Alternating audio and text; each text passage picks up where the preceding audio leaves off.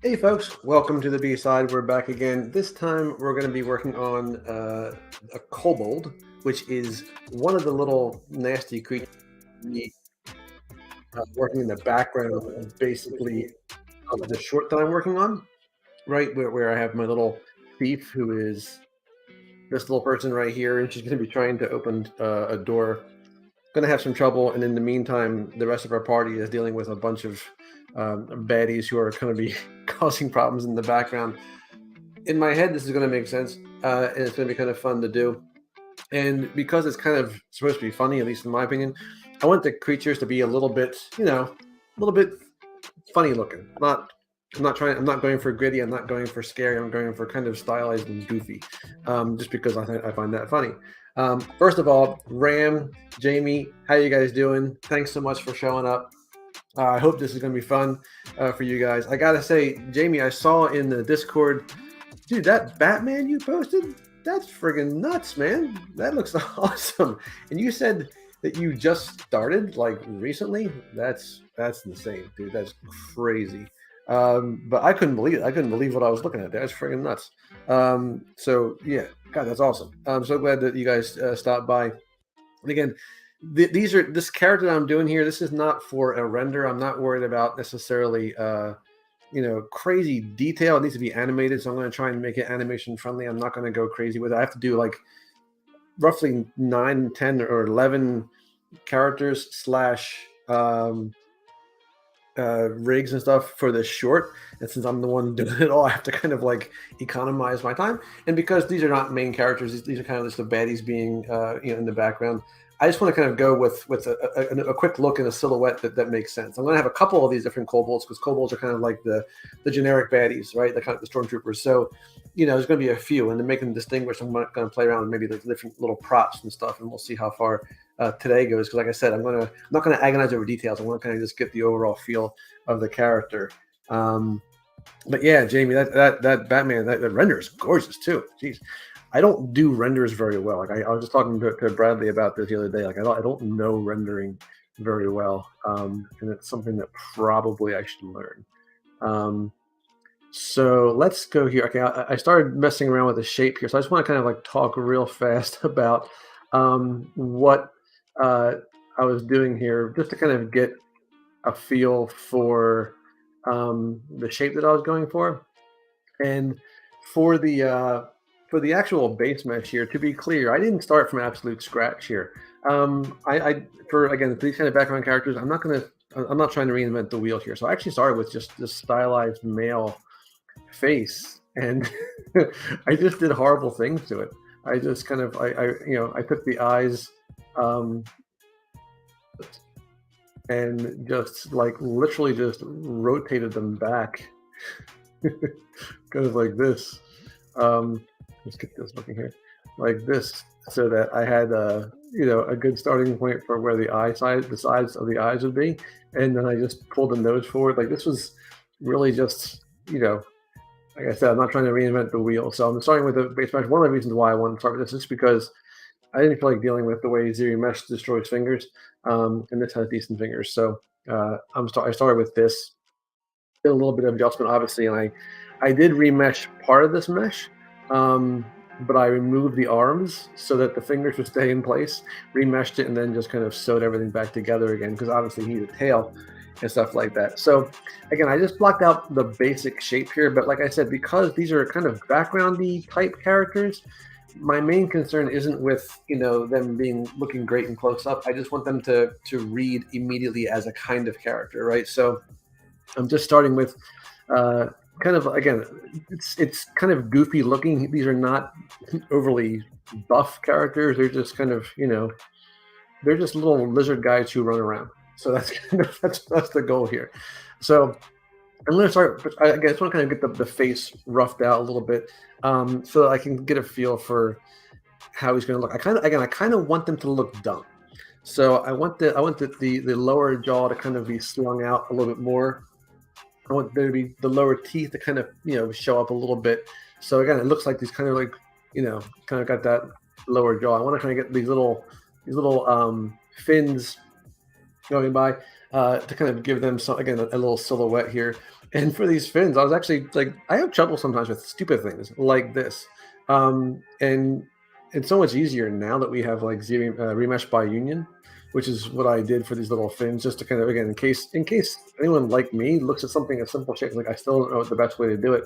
I literally got I got a cylinder and tapered it, and put three of them together, squashed them, and then remesh by union, and there you go. Still, thank you. Yeah, that was, again, and that was the thing that I was trying to do. I was like I said, I wanted this to read immediately, and one of the ways I wanted to do that was to kind of play around with the posture. I wanted the posture to feel, again, kind of like slouchy. Again, not someone that you're going to have, you're going to be intimidated by. And also, because I knew I was going to rig it, I wanted to make the skeleton easy to make. So like I gave myself a little bit of a dynamic, not dynamic, but like a little slouchy pose. But the arms are still nice and straight for the most part. The legs are still nice and straight, so that the skeleton won't be too arduous to make. This could be kind of fun to do, kind of like the little jiggle deformers and stuff like that in the neck area. This is the kind of stuff, again, like this is I wanted him from the front especially to look goofy, right? I wanted the size of the mouth to come out. I wanted the kind of the upper brow to come out. So he kind of always looks like he's got a silly expression on his face. This is, again, and he's going to, obviously, for the most part, these guys are going to be mouth open, alligatory. So, but this is that part. I don't know for you guys, but like for me, I always I hesitate. I'm afraid to subdivide once, but I'm just going to do it now. So I'm just going to subdivide this guy, just to kind of get myself a little bit more going on here. And I just want to start, again, just kind of like emphasizing certain areas here. I made UVs for this guy. And when I say I made UVs, I mean, I just went to UV Master and said, make UVs. Like, again, this is, like people who actually do UVs and stuff like that, this would drive them crazy. But I just need them enough for maps. Because for the most part, I'm not like doing a lot of realistic texturing either. I'm kind of doing what amounts to kind of like a painting texture. You can see here in my little thief character here. Yo, Gus, what's up, man? Jamie, you have no idea how dirty these UVs are. These are not pretty. I probably shouldn't show them to anybody, but I will. What's up, Gus? You can see here in the face, right? I kind of made in the texturing here. I kind of just kind of painted in Photoshop. I didn't even use Substance. I just used Photoshop with a brush that looks kind of rough. And just kind of paint the textures in. I'm actually planning on not using any specularity at all in the render if I can help it, just because I want this to kind of feel like it's like old type, papery almost. So like, again, the eyes are very kind of imperfect on purpose. That's kind of the idea. The jewel has the stuff painted in. I'm not really, so that's kind of the idea here. So for my little kobold here, really all I need is just the UVs laid out so I can go in Photoshop and play around with it. I will need it probably for a normal map, because for something like this, I probably will want to have a little bit of surface detail. But I think one of the things about doing like an animated short all by yourself is you have to kind of like embrace the shoestring budget nature of it, because like, again, I don't have, it's a lot of time to put into every little thing. I'm trying to kind of find the silhouette with this guy in terms of like the how far down the nose should come.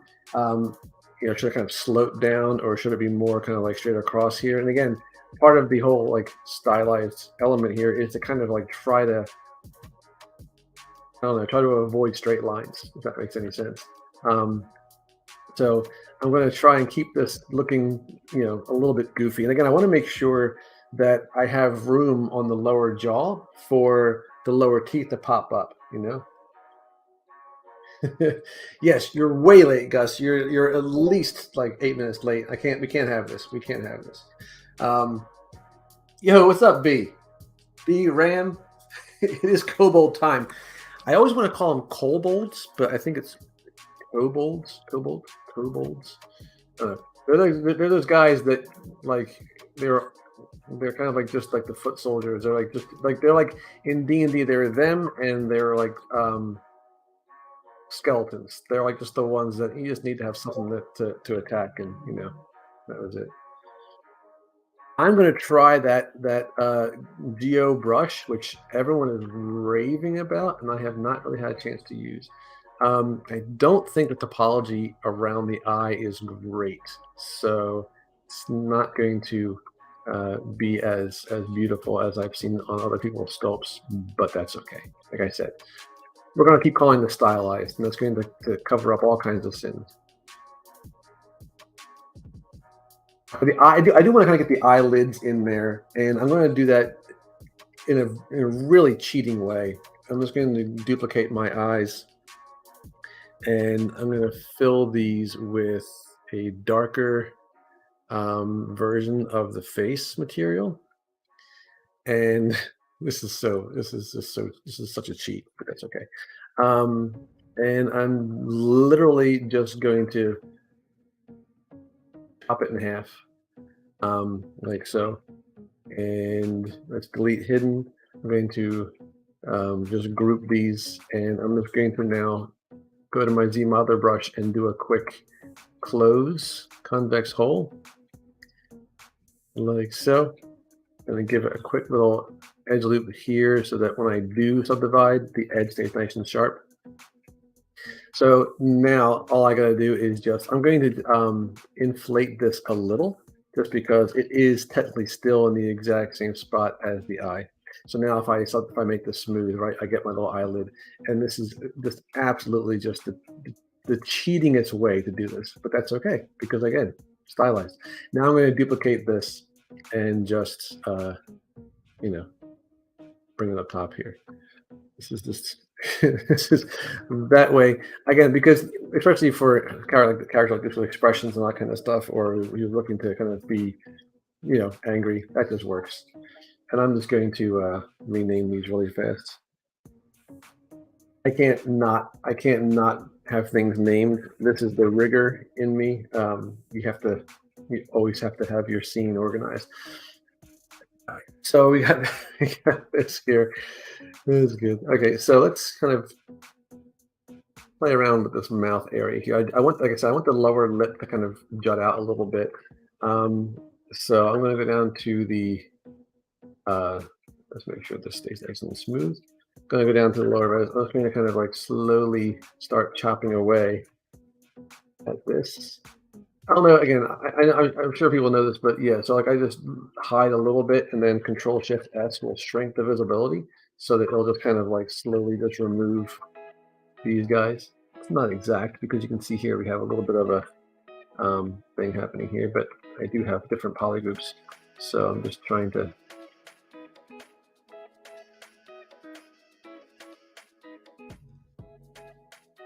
Work for me here, guys. There we go. I'm going to grab this. You can see here, I think, do I have? Yeah. Okay. So I'm just going to Control W. I'm going to make this its own poly group, just so that I can more easily separate the lower from the top, from the upper, from the topper. I'm just going to grow this a little bit, and this is going to be my lower lip poly group. Dude, you're not wrong, Ram.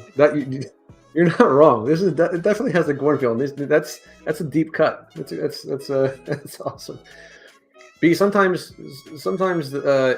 it's tomato. I'm cheating by being smart, or I'm being smart by. We'll go with smart. We're gonna go with smart with this one. Yo, Jojo, what's up, man? I'm trying to look at what that is in your profile. Is it a looks like a nut? It's a nut. I can't tell what it is, but I love it. It cracks me up. All right, so let's see about here. Just kind of trying to. I think I undid. Yeah. So I just want to kind of bring this out a little bit, but I don't know if I want to bring out too much. I guess I can just make the teeth just kind of like, I'm gonna bring it down so that the teeth will kind of stick out like that.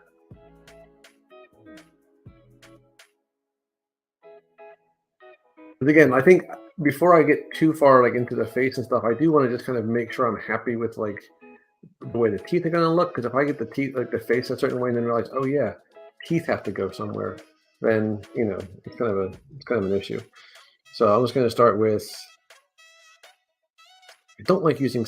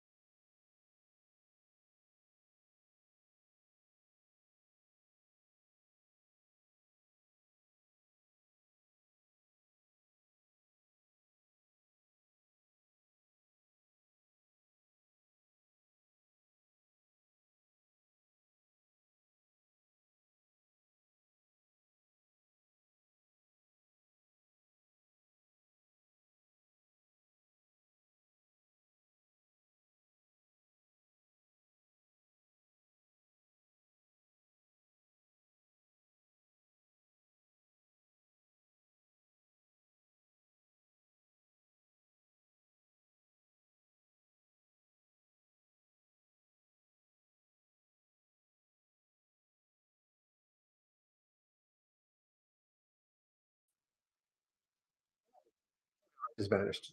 I'm back though. I'm back now. All right.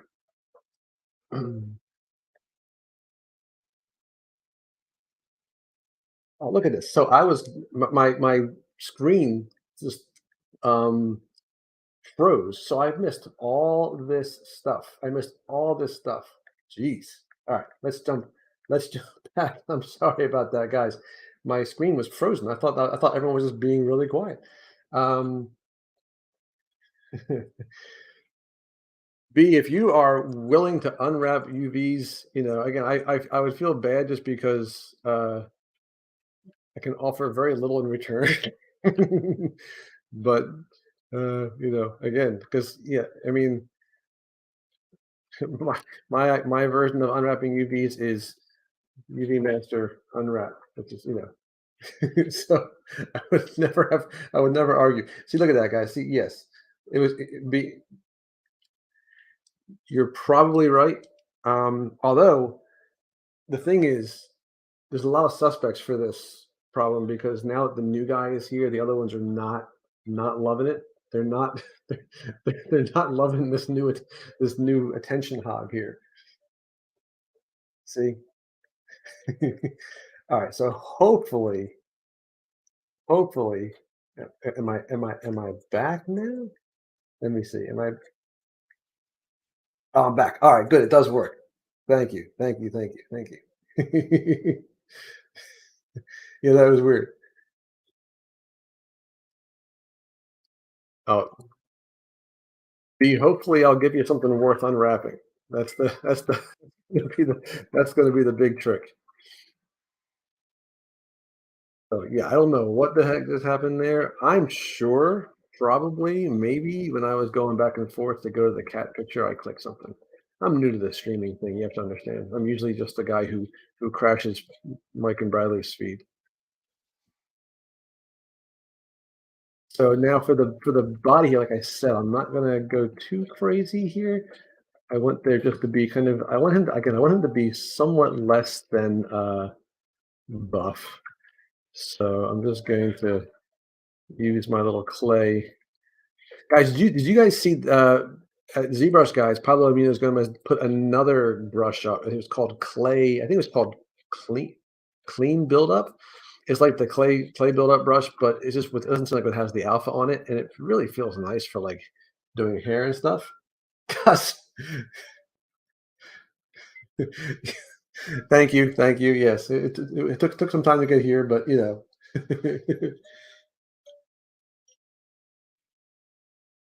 consider it done, B. Consider it done. I will never, I will never shy away from asking someone who knows more about doing stuff than I do to do it. Oh yeah, you guys are. Mike was talking about doing the videos for Stylus. Like that's such an awesome thing because it's such an awesome thing to see you guys. Because I know I'm right there with you guys most nights, just kind of watching the guys do their stuff, and it's just so cool. And you guys, just know, man, Mike and Bradley especially, they just really appreciate and love the fact that they get to hang out with you guys every Friday. So yeah, make those videos if you can. That'd be awesome. I'm going to be. Um, I think there's like two rounds or two kind of shifts of folks. I don't know if I'm giving away something or not, but yeah, I'm again, it's weird to be to be part of the same list as the rest of those people, but it's really going to be cool. It's really excited to see everyone come together. It just turned into such a great community that you guys have all created over there. Yeah, man, make those videos. That'd be kind of cool to see.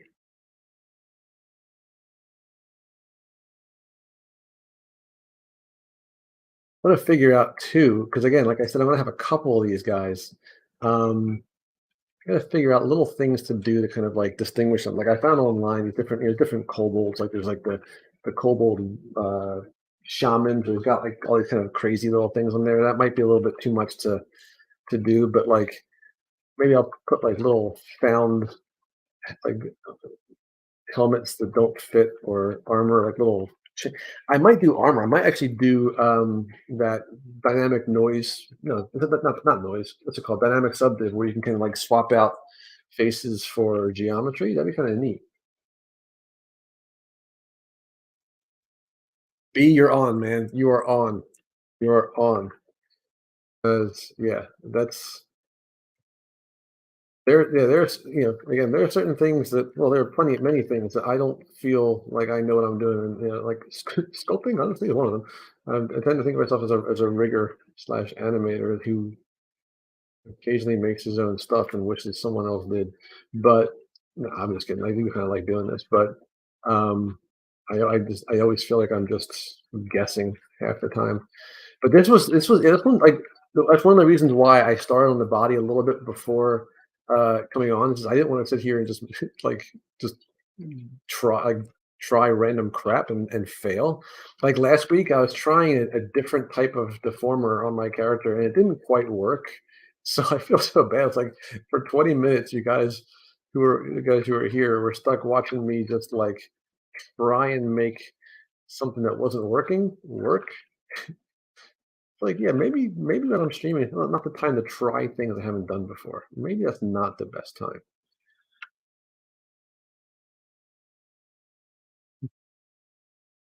Yo, MJ, what's up, man?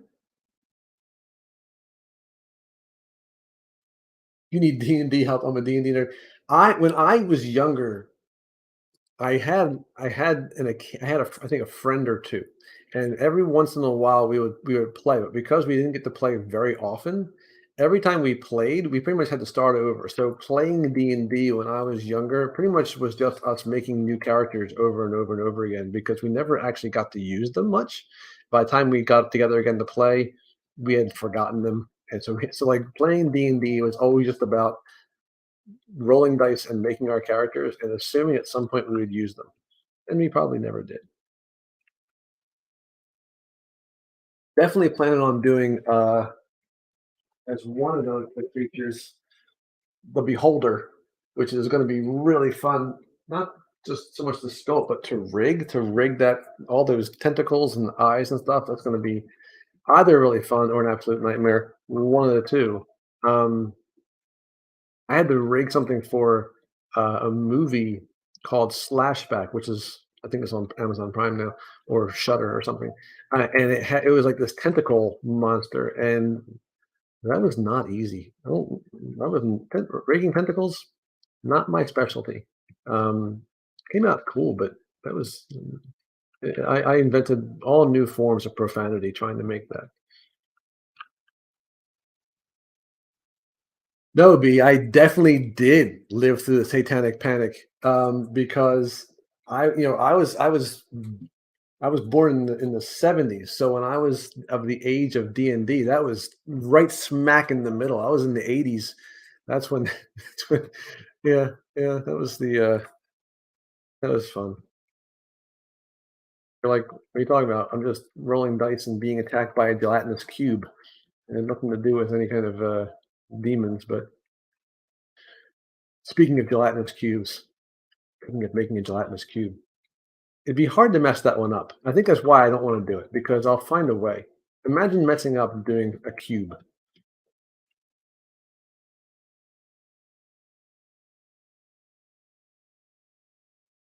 Yes, that's the thing. It's not just rigging kind but animating them too. That's again, my plan is to have the shots of that character of that creature, you know, fleeting. I'm not going to focus on that guy. I don't think. So this is my version of stylized. I don't know why this is again. I need to kind of branch out. My version of stylized is really wide calves and very narrow ankles. That stylized accomplished. That is for some reason. Um, that's my go-to.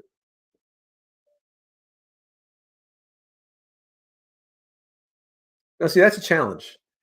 That would be a challenge. That'd be a job for the H polish brush. If you're wondering about these toes and if they are really poorly laid out topology wise because of Z modeler, you are correct. But I do not believe we are going to see much in the way of these toes. Um, Seeing as how I will be the director, I will make sure that we will not see anything much with regard to these toes. I'll just keep the camera up, or maybe I'll just have a lot of dust on the ground or something. We'll figure something out. All right, so I think it's as far as I can go with this subdivision level. I think again for the back here, I'm not sure if I want to bring some more of those little spiky things back.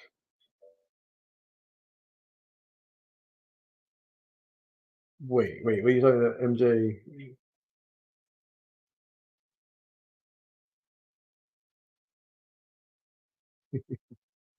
So yeah, now I'm very proud of the name the B side because again, it's an old person's thing, right? It's back when we played records and the B side was the other side, the one that wasn't the wasn't the single.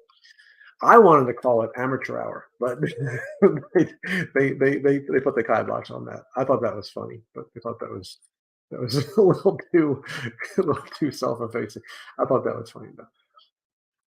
That was my goal. My goal was to eventually have a streaming thing and call it amateur hour. I want to see if I can kind of I don't know, have a little bit more have some smaller versions of these guys in the back here. I might end up adding like doing them more custom to this, but I just want to kind of like get a feel for whether or not this kind of works. Because I think we could definitely have a little bit more stuff happening down here. Just again, just indications of spikes here.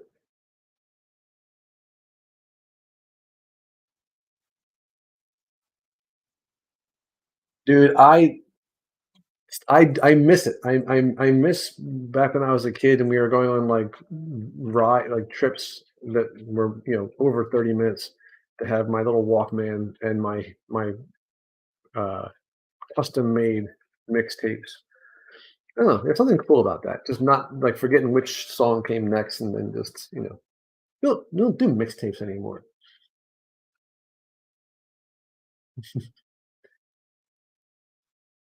Vinyl player. There are songs that from albums I got back when I was a kid that I still sing incorrectly because there were skips in them. So like there are certain lines that were just completely skipped over. So now when I sing them now, like I just skip that line entirely because in the version that I listen to, those lines were completely covered up.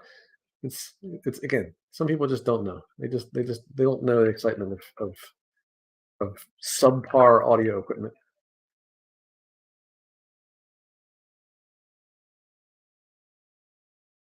OG iPads. Oh yes, the old antique ones. Actually, I don't even know. Like I think I had one of those.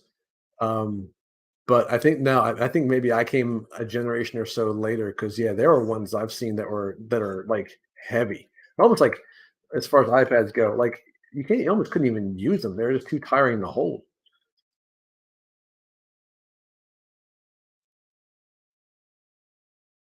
This is one of the things that um, like I'm going to be kind of going through this quickly as best I can, just because again I have a bunch of other characters I got to do.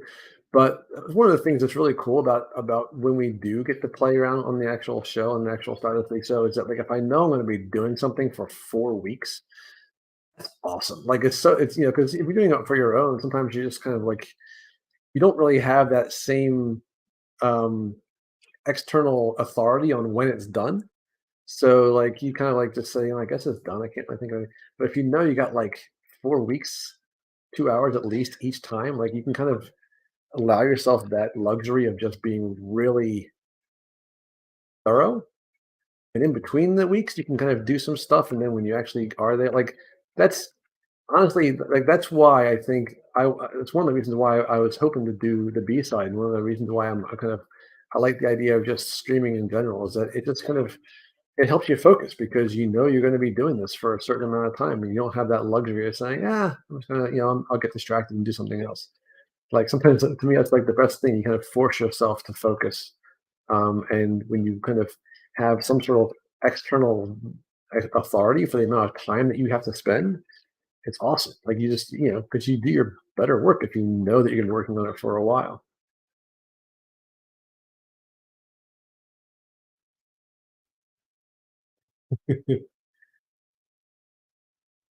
Album cover art, Ram, that was there were what was that band? There's Yes was a band from the 70s where they had crazy covers. I think Iron Maiden has some crazy covers. Journey, I think, had some like futuristic ones. You're right. There is some seriously awesome stuff like that.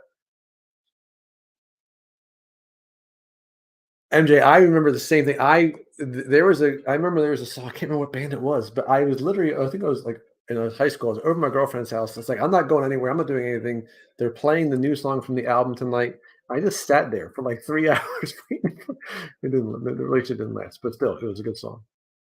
Yeah, just to get this, and of course, when you recorded it, it wasn't just a song. You had the DJ talking over it, so like it had a little bit of a strange, like a strange real life feel to it. It was again, it was yeah, it was awesome.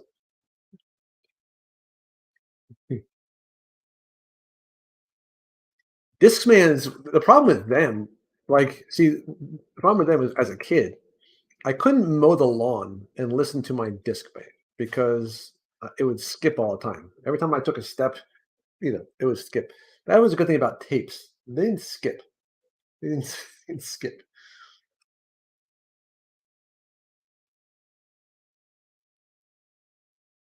All right, B. Thanks, man. You got it. I will definitely be hitting you up because again, I'm not a UVer.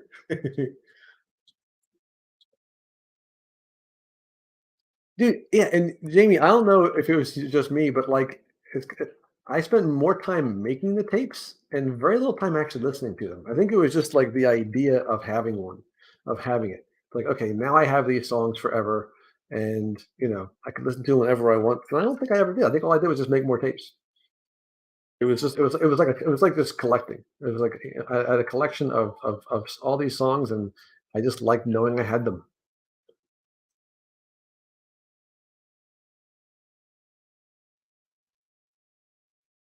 Yeah, and that same skill was for when you were using, like, the VCR to tape shows and try and pause out the commercials, because that was also very difficult because it's very easy to forget to unpause it when the commercial goes off, and then you just sitting there watching the show thinking you're recording it, and you weren't, and then the VCR eventually just shut off because you can't pause forever, and then you realize that you just lost your chance to get your show.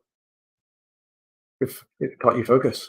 That was one of the little things as younger folks that, taught us to not get too easily distracted.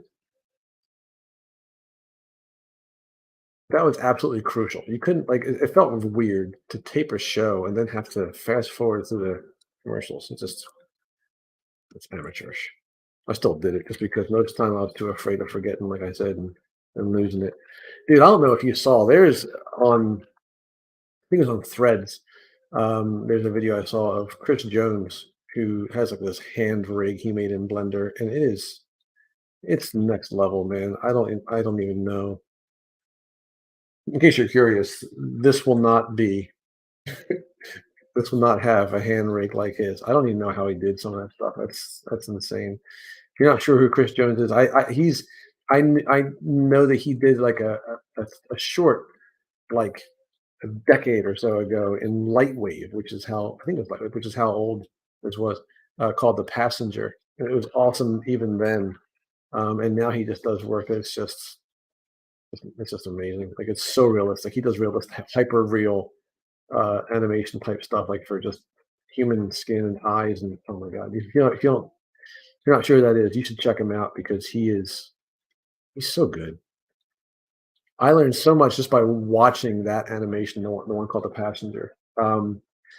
There's like a one little moment in there with the passion with a kid. There's a kid in there who's kind of like being tormented by this dog through a fence, and he's going toward the fence, looking into like the hole to see if the dog's in there.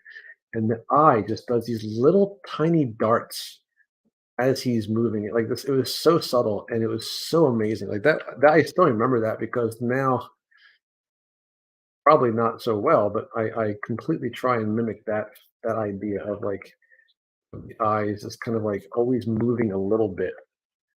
And man, again, the passenger, you'll see it if you get a chance to watch that. I'm sure it's online somewhere.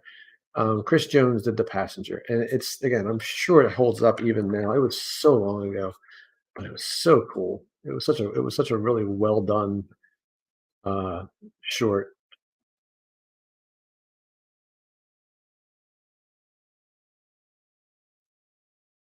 And if you're wondering, no, I do not really know much about anatomy.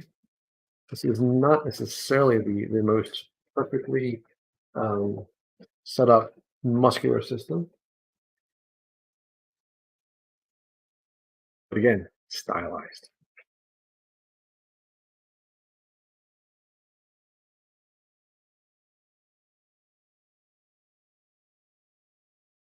Right now, off camera, we are trying to teach our new kitten the magic of the litter box, and we have had we have had varying success. Oh, Jamie, thank you. Yeah, and you know that I remember watching that. I remember I bought the DVD, which back then he was I think he was you can buy him, and he had obviously like a making of thing, and like again he did everything like he did his own sound effects like he got sounds of lettuce crunching to make the there's a creature who like transforms like he went all out man on this, and again it is definitely worth your time. It's just it was again, it was humbling, and it probably still is, but, like, it was just humbling to see, like, okay, that's what it looks like when you do what you're supposed to do when it comes to, animation and rigging and character design and that kind of stuff. It was like a little fish in a bag that this kid has, and the fish turns into, like, a monster, but the design and the animation on the fish is so good. It's just so cool.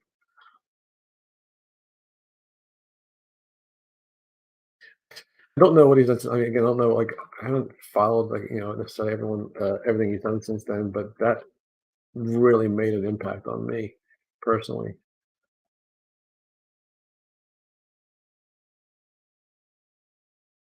Fighting his apology a little bit here, but that's okay. Remember, whenever I talk to my students about sculpting, I always tell them never subdivide too quickly, and I end up subdividing really quickly. So don't tell them. But again, this is the cool thing about this is like, playing around on here and on Stylus and all that kind of stuff. I'm just sitting here like just noodling. I really think that that's what makes the sculpts look the best. Those times when you're just sitting here and barely even like you're not like overly focused, but you're just kind of like just playing around here and there, just adding little bits and pieces. And that to me is the stuff that kind of makes everything look so much cooler. It's just the little stuff that you add when you're not even paying attention sometimes. I don't know if that makes any sense. But like I remember when I was working on Beastman, which was one of the ones I did for the Masters of the Universe themed one with the Stylus League. And like I did a lot of stuff in between um the sessions so that when I was on the session and the guys were just talking, I was just enjoying the conversation, but I was just sitting there just like almost unconsciously going around and just making little carving here and there. And again, when I looked at like the before and after, it really made a huge difference. Like there's something to be said, I think, for taking whatever sculpt you're doing, you know, putting on like a show that you want to watch, whatever, and just messing around. Like don't overthink it. Just kind of go through and just just make marks. Sometimes it works out.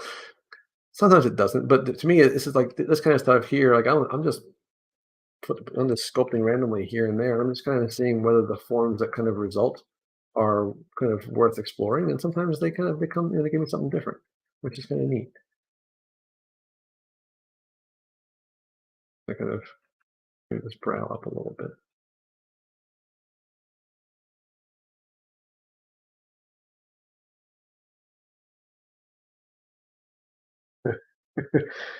I feel sometimes me being acutely aware and focused on what I'm doing is actually probably is actually like it makes things worse sometimes. I don't know if like sometimes I really think it's true. Sometimes like you have to sculpt as if you know what you're as if like and you're gonna like pretend that you're competent, pretend that you know what you're doing because like if you overthink it, sometimes you just make things worse. And if you just like a lot of times I'll do that and then just I'll have my my hand on the undo button like sculpt undo, sculpt undo, sculpt undo, and eventually I'll get a version of it that I think is cool. Like when you're trying to draw it to kind of sculpt out a straight like a nice clean line, and lazy mouse isn't helping. Just go as if like as if you knew it the whole time, and on the seventh or eighth try you might get something that you like.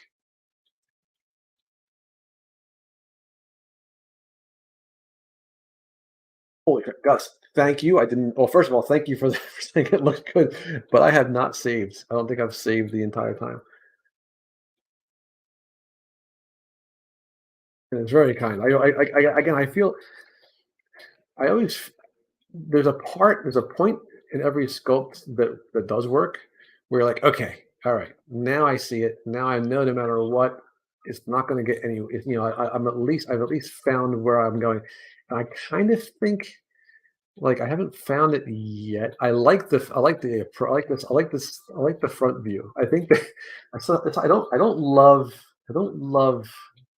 the back of the head here, but I think what I might do.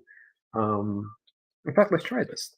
I want to save because Gus is right. But maybe let's, let's, let's try something. Let's just try something. I'm gonna insert a cube, and as you probably know, ZBrush cubes are terrible, right? Someone needs to explain to me, by the way, who thought that this made sense as a default cube. Who would ever use that default cube? I don't know. I just don't. I'm baffled by that one, to be honest with you. So what I want to do here, I'm going to swap it out for a polycube, obviously, and let's crank this up so I can see it. And I'm going to go back to my polycube. I want to give myself a few more of these. I want to have very few of these, and sure, that looks okay.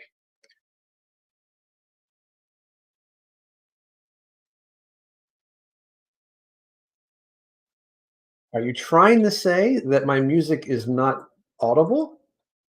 Oh, you know what? You know what? You know what? I think you're right, because when I got kicked out, I bet you that got. You're right, Bradley. See, see what happened was no one noticed though, because the mellifluous tones of my voice, it's enchanting, and they were they were enthralled by that, and now you had to go and ruin it. So thanks, man. Um, but because they were people were just they were being lulled by my voice. Um, I'm gonna. I'm just kidding. That's not true at all. I'm going to use a deformer here, and I'm going to kind of like distort this a little bit, kind of like so. Um, kind of like this. And now I'm going to use another deformer.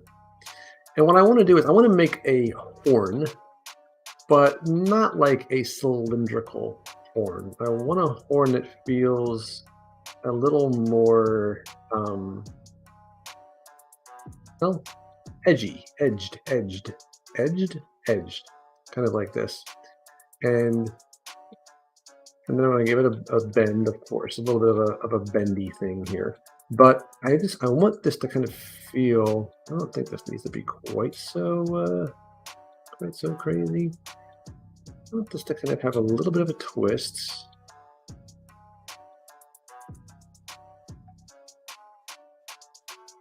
Right, kind of like this. And yeah, yeah.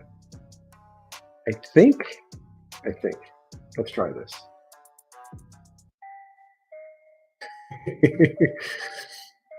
No, Bradley, seriously, thanks, man. I don't know if you, yeah, if you saw, but at one point I kind of just vanished from the feed briefly. I think it was briefly. Um, and when I came back, obviously the music that was set up was no longer there. So that was what was happening. I blame Raul. He's not here at the moment, which means he can't defend himself.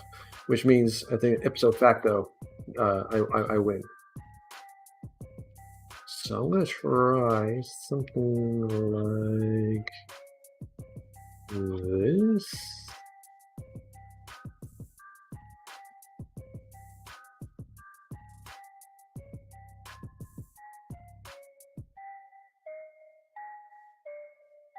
Something like this.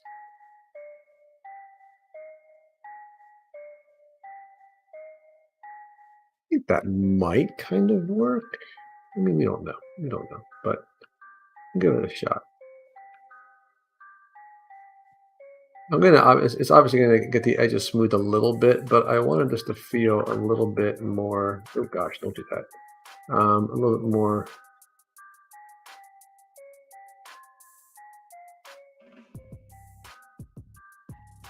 Now this is getting it a little bit more into the less goofy. So I don't know how I'm gonna keep this, but this is an interesting little experiment here for this. All right, so let's mirror this over.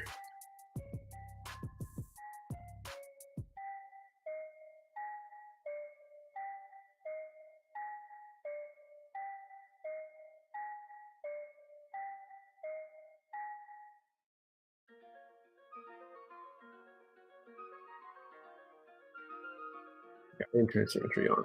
So let's just fix that. I forget about symmetry sometimes. I hit mirror, and then mirror and weld, and now it's on both sides, and I can just bring this part down a bit here.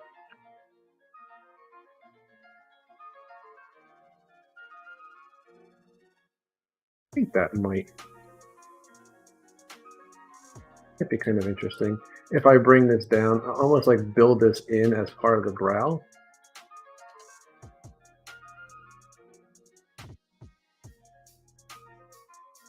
Have faces there, but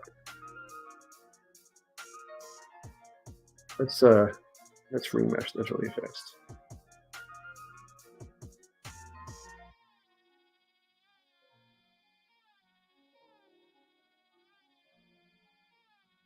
See, that's why. Yeah, that's why I went with that. Don't tell them. Don't tell them. But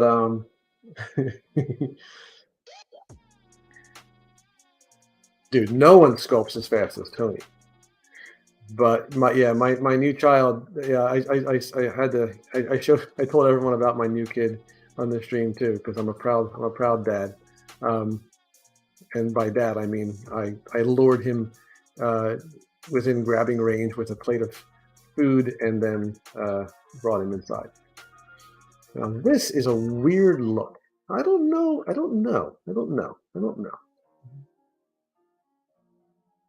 Again, like I said, I don't hate it.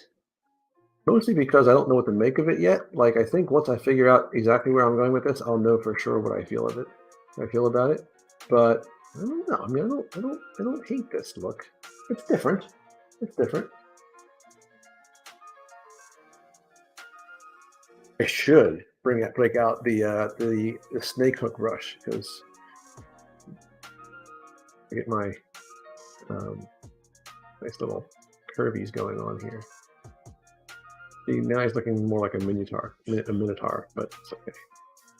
But again, we'll see. We'll see if we keep this or not. But we're going to put this there just because. I think again. Right now it looks a little bit weird, but I think I got plans. I got plans. I have 3 black cats now. Actually, no, I have 4. One of them, I shouldn't say is mine. One of them is he comes by once in a while. When he wants. But what is going on here? There's some crazy crap going on in the middle of this. But yeah, my I have several black cats. I love them. You need to get rid of all that. I don't think you need to see that craziness in the middle there. I mean, I could just leave it, but I'll know it's weird inside there and it's going to bother me. So I'm just going to mask out everything but that little weird edge, polish it, and then I'll just do it for those holes for now. And then I'll do a quick little remesh. Come up here and turn down adaptive size because it's a little bit too much. What I'd like to do is kind of give these kind of like a ribbed thing going on here. So let me, let's see. I'm going to use my slice curve and kind of basically kind of put these different polygroups in here like this. And then I'm going to remesh with keep groups on, and let's see how this works. I mean, it didn't really do a great job of that, but let's try it one more time. So again, here's my plan, right? I'm going to subdivide this once. I want to kind of get some ridges in here. So I'm going to use my J-cut brush. I think it's called J-cut, J-A-C. Is it J or Jack-cut? Jack-cut just sounds like I'm saying jacket incorrectly, so I'll go with J-cut. And with the Alt key, I'm just going to kind of little ridges here, first of all. Just going to block that in.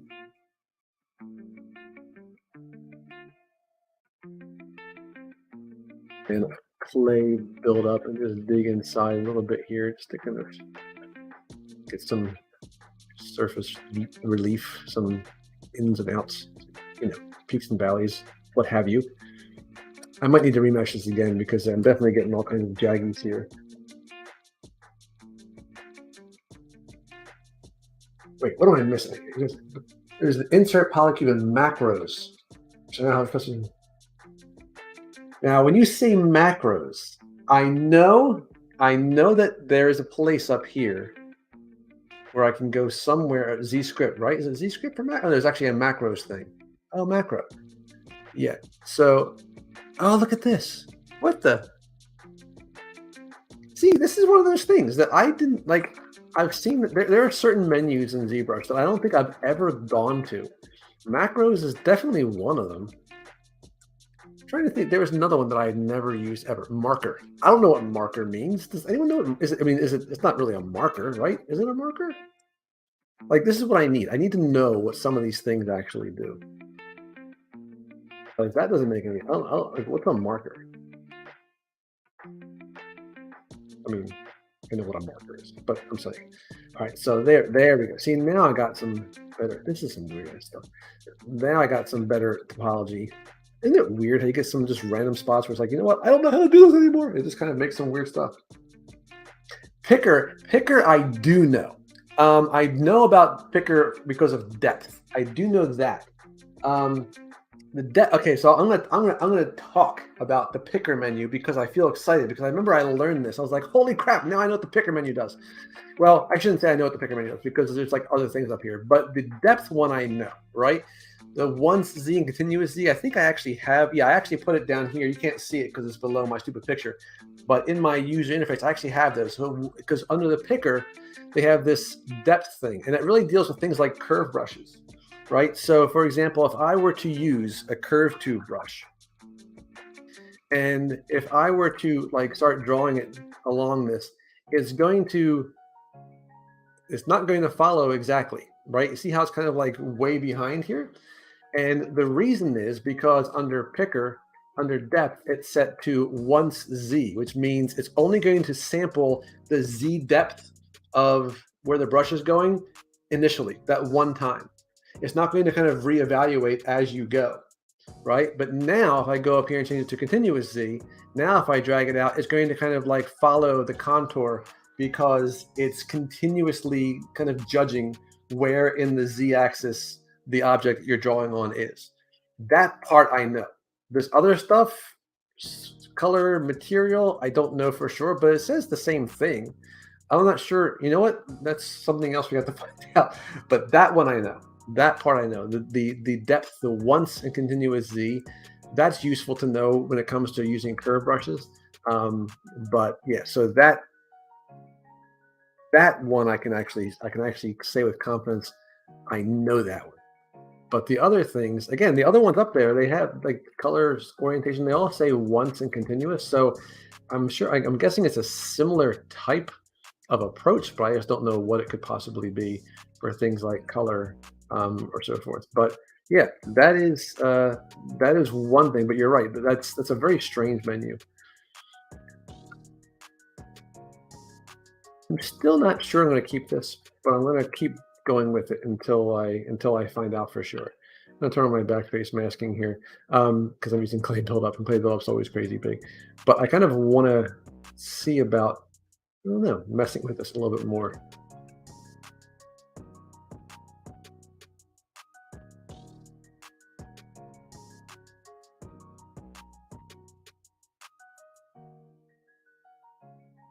Yeah, I gotta try that. Now, Jamie, you had mentioned about the macros, and I think Bradley had mentioned there's one for eyes. Um, what is it? What do those eyes look like? Are they actual like? Are they like sculpted eyes? Like, do they actually have like, you know, sculpted in irises and pupils, or is it like just spheres? I'm afraid. I'm kind of afraid to look. Of course, if I do it and it's awesome, I could say, I can't believe my eyes. Sorry, okay, that's bad.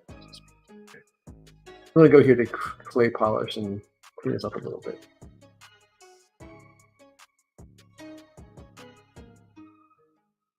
No, Bradley. No, no, no. I'm I I am not it feels like I'm tempting fate or something if I were to do that. Probably should though. I can come over here and just kind of rough in some little ridgy things here.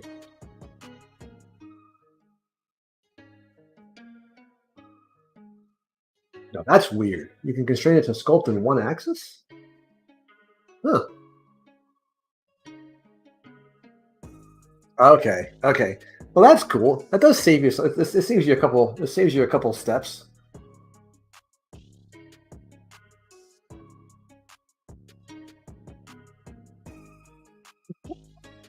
Well, the question I have is, okay, so it will append the tool, right? So it's not going to like replace anything. I don't have to worry about like losing anything that I have. Not that this is necessarily, sacrosanct or anything like that, but okay. All right. All right. Peer pressure. Append eyes. Ooh.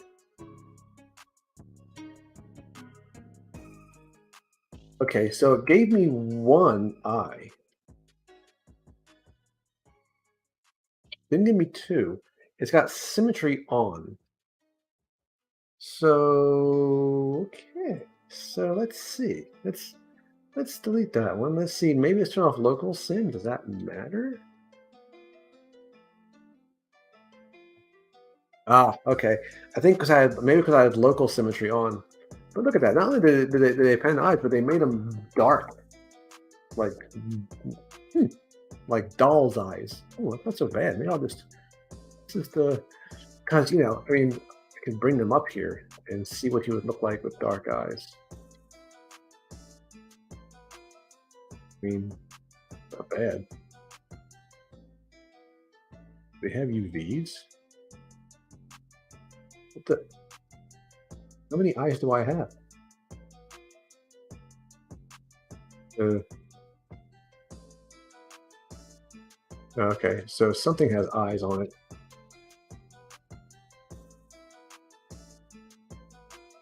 Eyes.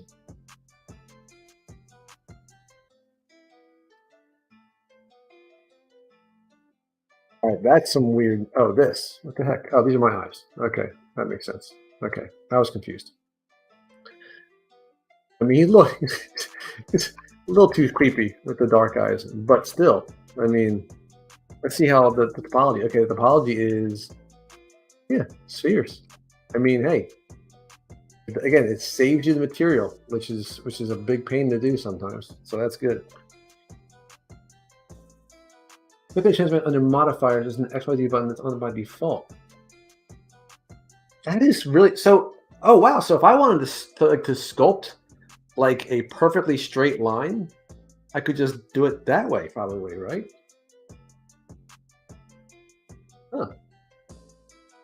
Yeah, I think Brad, I think if you have local sim, it gave me just one. I turned off local sim. Yeah, I don't know why they're black. I've had that happen. You ever had that happen sometimes when you hit mirror and it mirrors over and like it just makes it pure black. It might be kind of a weird UV thing. They create an hour transparent. Oh, huh. Yeah, see, that's cool. That's cool. I remember when ZBrush, I don't know what version it was of ZBrush that came out when they had the bas relief thing. Um, and again, this is one of those things. So many of this is like, oh, this is so cool.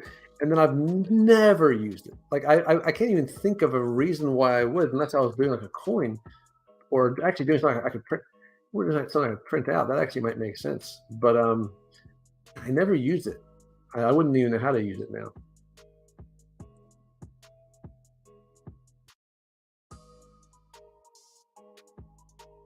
That's what I was wondering about, Jimmy. Yeah, I was wondering if it was because of like the alternate color.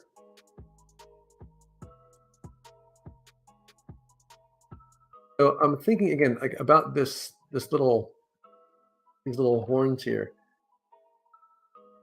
Part of me is thinking this is where I get stupid. But part of me is thinking that it'd be kind of funny to have them be really ridiculously huge, like to the point where they almost fall over. But again, this might be getting more about just what's funny for this character for the sculpt as opposed to the character. But this is where the transpose line is better. It's just a great little way to you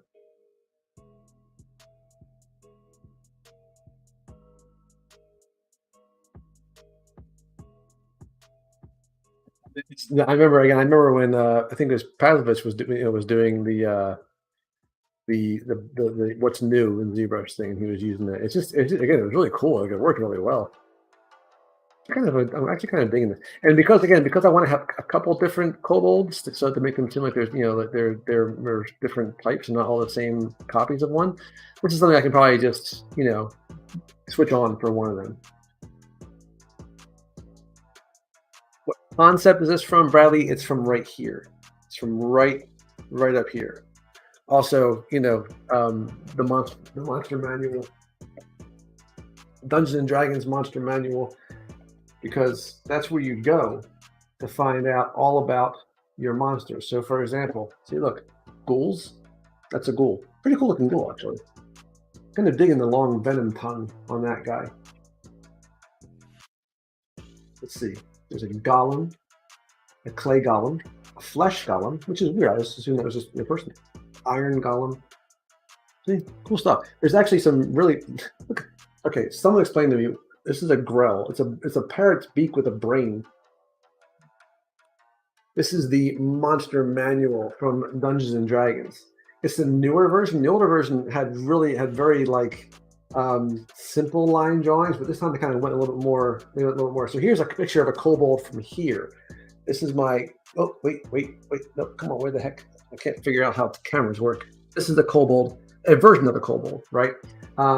There. If you look at other pictures of them online, they come in different forms. Some are more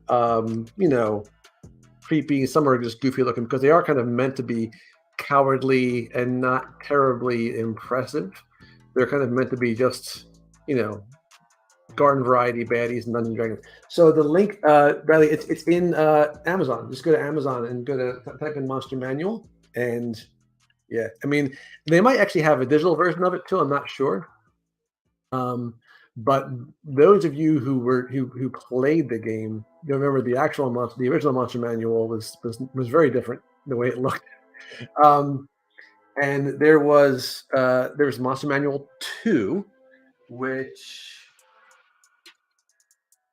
you'll see the difference. This is the original. This is the Monster Manual 2. and you can see how the sketches are a little bit not quite so not quite so crazy. There's also one I remember that I had when I was young. It was another collection of monsters. It was called the Fiend Folio. They have to be alliterative.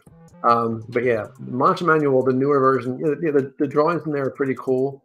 Um, you know, just again, there's they kind of they've gone a little bit more overboard, not overboard. They've gone a little bit more, like they put a lot more into it now in terms of the drawings. Yeah, and they're kind of cool to play around. They're kind of cool to check out.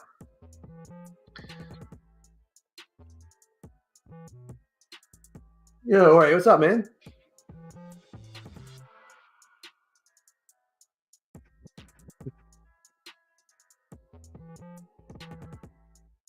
Yeah, oh God, yeah, man, MJ. That's I mean, that's it's not easier. I can tell you that. In fact, I would have to think doing like a bas relief. It's you have to almost like just unlearn some of the stuff that you've done before because it's got to be kind of a very different feel, just a different approach. It's almost like again, it's like the difference between drawing something and sculpting it really because you really are only really working. I mean, you're working almost like a 2.5D, right? I mean, like you don't have the depth. That was kind of like it was. I felt kind of like that when I was doing some of my 3D comic book covers, where I was kind of like I didn't have the luxury of using the depth as much because I had to have everything look like it was in the same scene, but I only had like 2.5 inches of depth to kind of work with, and that was a tricky thing. That was like here. So like this, I did for the Killing Joke cover. It's a smaller version, but you can see like I had to kind of it's him and he's got his hands and the camera and the thing it's in is very very narrow. So I kind of like had to find a way to make all these things kind of like fit in a very small spot, but still look like they actually had some depth to it. That was a that was a weird one. That was, I think, one of the last prints I did. I can't really print anymore because I'm deathly allergic to resin. Apparently now, it's a new thing. Um, but and because of that, I didn't want to have to worry about 1,000 different prints, so I made it smaller, which is actually kind of cool. I kind of like the smaller ones. It's like pocket sized, and you can fit more of them on your wall. So I want to kind of like I did this version of Dark Ages Spawn a while back, like a long time ago, and his armor had this kind of weird, um, like bone feel to it, and I kind of want to play around with that idea here too, where we basically have like this stuff in here is kind of like we have some in-depth areas here, and then we have like some little stuff going across where it kind of like feels like um kind of like mummified in a way. Like I want to feel like it's kind of like this busy, um, kind of overlapping bone structure here, and on the outer parts, I want to kind of like have little bumps. So I'm gonna just bring in some masking here, and just again just see how this looks. I'm being very, as you can see, very careless about this, but just want to see how this looks. If I kind of just bring in a little bit of um, masking here and then invert that. And let's just, I don't know, maybe I'll just inflate.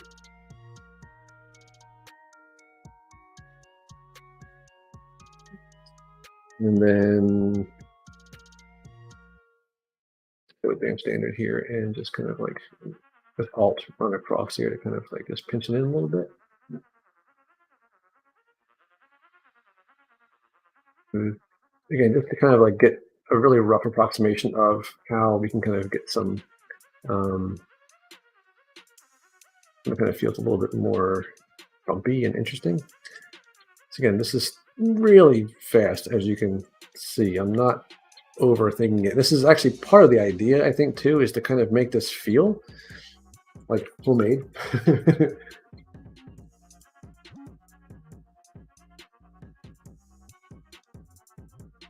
So yeah, this is spending a lot more time on this than I expected, but I just want to kind of block this out a little bit just to kind of feel that this is going to make sense. But I kind of like the idea of this, of these horns. And again, like I said, because I'm going to have a couple of different kobolds in this, like they're like cannon fodder essentially, but I need to have a few. And one of the ways to make them look different maybe is have some with horns, some with helmets or what have you.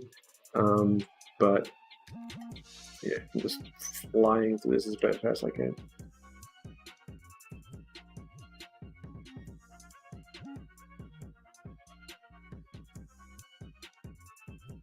I'm going to do a similar thing here. I'm going to do a quick little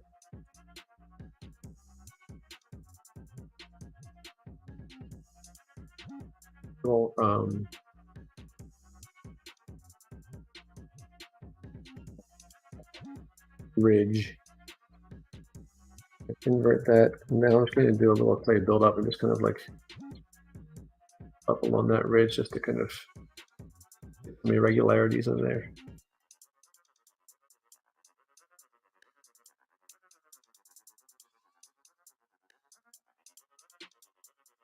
Just kind of.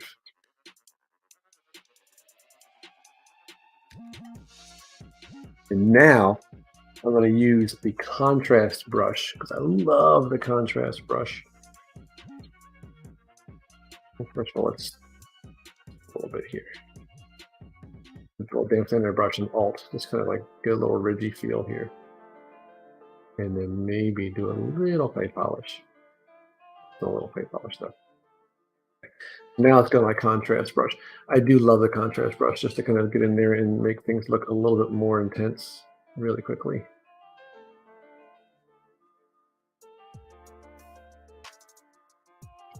Save because I haven't done that for quite some time. Obviously, the back of these guys need to have stuff done to them as well, but we'll come back to that. What I want to do actually is I want to do my favorite little way to paint. So I'm going to fill this with like a brown color, and now I want to kind of come in here and choose like a tan. And I'm going to go to the trim dynamic brush, which is, obviously typically used to knock down things like that. But what the trim dynamic brush does is it finds the high points, it hits those. So if you make that into a paintbrush and turn off the Z sub, just turn down the intensity a little bit, you can get kind of like almost like a dry brush effect where it kind of like just hits the top parts, which is kind of cool. Like I use this, I like this approach quite a bit. Because I just feel that it saves me some time. I can just kind of hit the high points. Now, obviously, again, this is not very detailed yet. This is kind of a blocking in, but it's just kind of a quick little way to, to do that.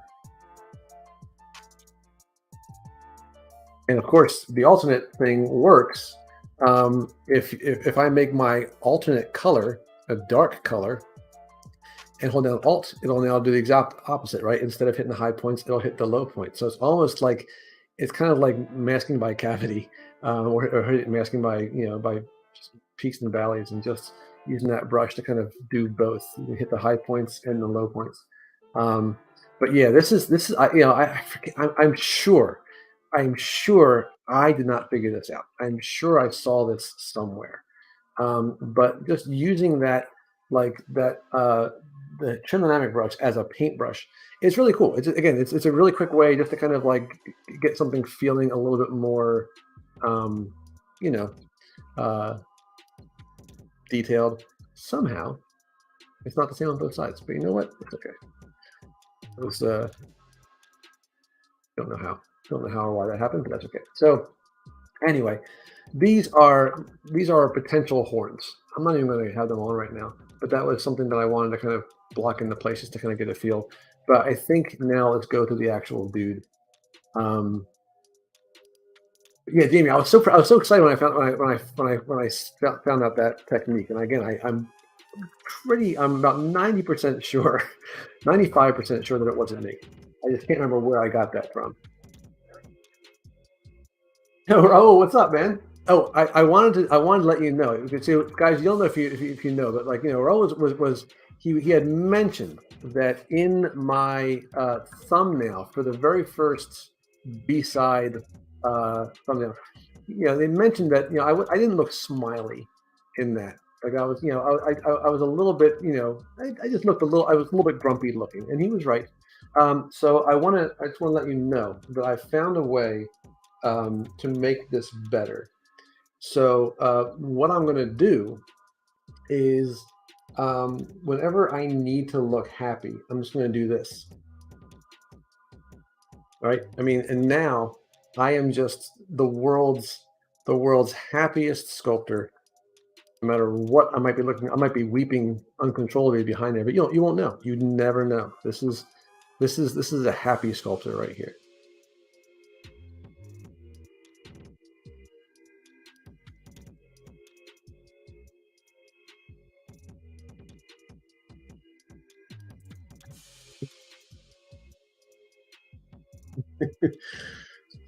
Oh, and also, and again, I don't know yet. Just also so you know, good news. Look what I did find finally in my it was behind the cushion of my reading chair in my office. So it's been here the whole time. I just did not know where it was. So I did order that second beanie. So now, but the other beanie I ordered was a gray one. So it works out because I kind of wanted the gray one anyway. So now I'm gonna be double beanieing it for the foreseeable future. What I need to do, see, because I mean, I want to be wearing Stylus League stuff while I'm sculpting. It just helps. It helps me focus.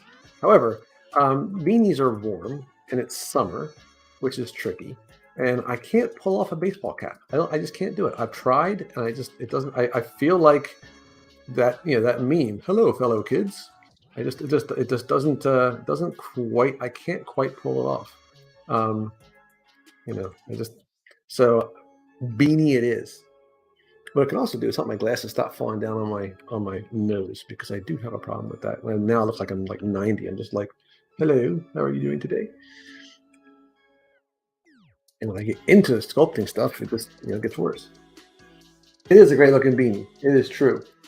Why don't you rig it from your lips, Raul? Here you go. You ready? So here's my little guy. This is the thief that I was rigging last week.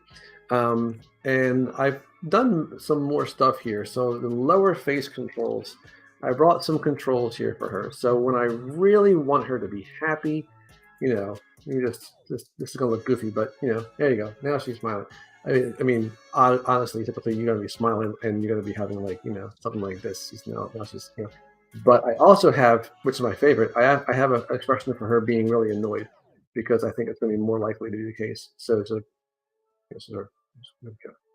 She's very annoyed by whatever's happening. She's sort of like, you know. hmm.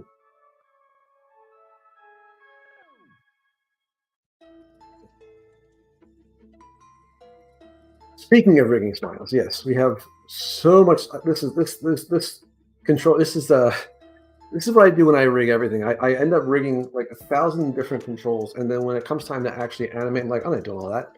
I just animate the basic stuff. But it's good to know that it's there if I am feeling particularly ambitious.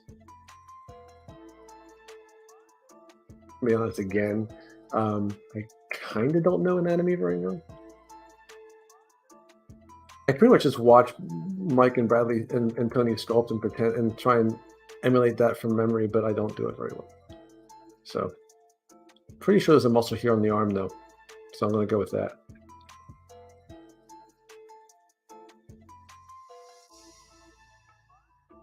Yeah, Bradley, that was what I was trying to kind of like, I know that Auto Rigger can do some cool things. I don't know how well Auto Rigger does faces. In terms of, I know it can probably do things like blinks and stuff, but I don't know whether or not it does expressions very well. I mean, it might do some, but I have a feeling they probably might not look amazing. They might though. I know there's like in Photoshop they have these new there's new AI filters where they look at a face and you can say make them look happier. And dude, you've never seen a creepier looking smile in your life than when you try and use the filter for that. But I'm sure that'll change. But it's kind of fun just to see how creepy you can make a character look just by asking it to smile in Photoshop.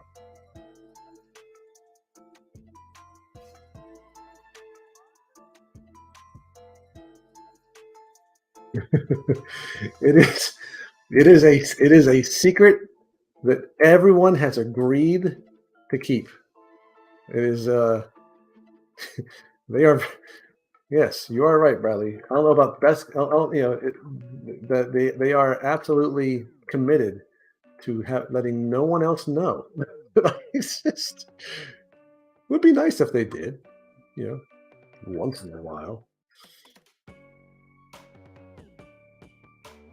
I think I need to widen these feet. I'm not gonna lie, folks. The feet. I'm going to neglect the hell out of these feet. I don't really think that I'll be using a lot of them. If that makes any sense. I think that they'll be off camera, but yes, they should still look mildly usable, and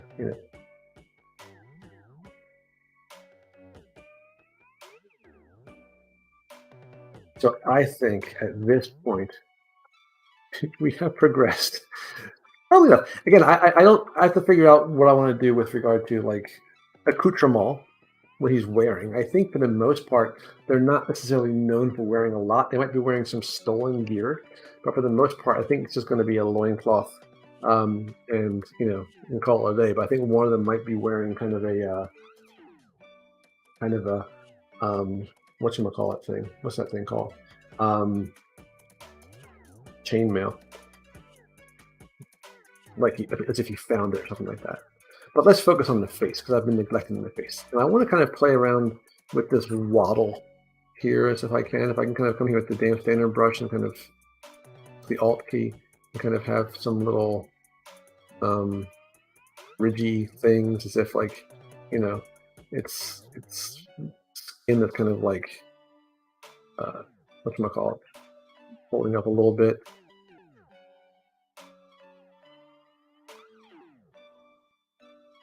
But this is the part, and I don't know. Again, I don't know if it's just me here, but like there are so many times when I'm doing sculpting stuff, I'm like, I know there needs to be a whole other level of detail, and I just don't know what that level would look like. I just don't know, and that's I think where I just start getting the clay buildup brush and just start pushing stuff around and saying, eventually, maybe I'll get to that point where it makes sense. But like I don't feel necessarily like I even know where I'm headed sometimes. I'm just like, yeah, let's just add some just add some stuff and hopefully that will be exactly what we need. I think about the inside of this mouth too.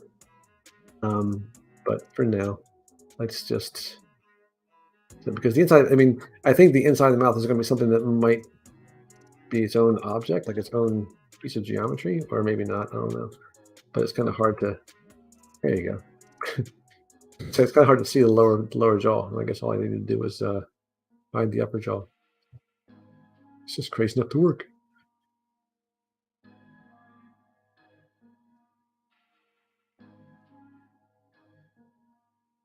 So, and again, like this is the part like I'm talking about detail that I'm sure is necessary. You have to probably see what the inside of a mouth looks like. I mean, I have one. It's not quite as lizard-like as this, but um,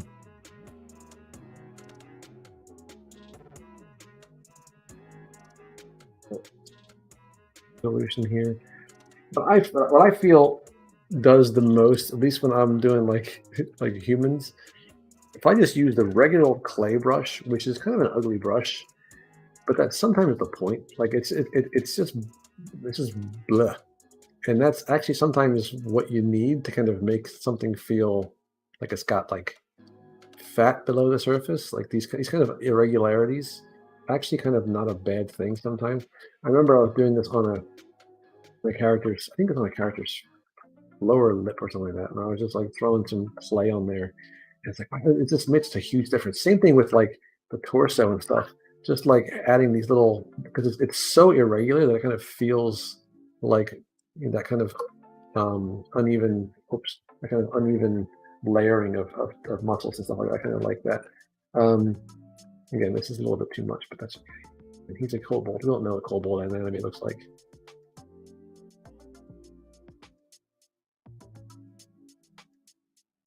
Definitely working. I'm definitely big on kobold obliques.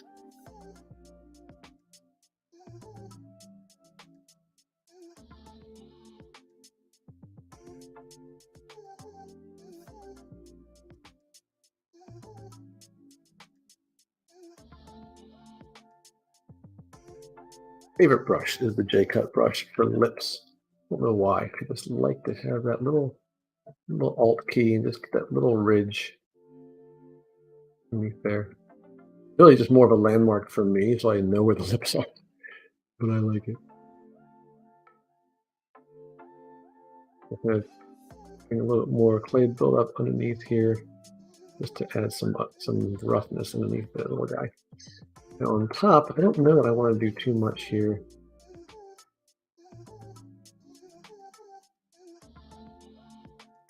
H polish.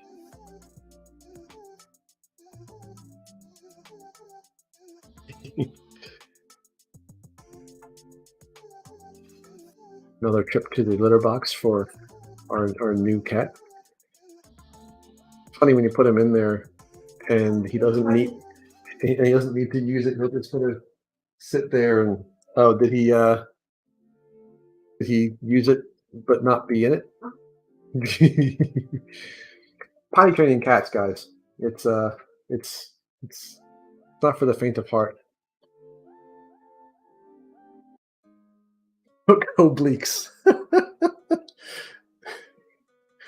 Kind of annoyed that I didn't think of that one first, Jamie. That's on you, man. I mean, how did I not think of that? I mean, that's my jam. Puns are my thing. I'm losing my touch.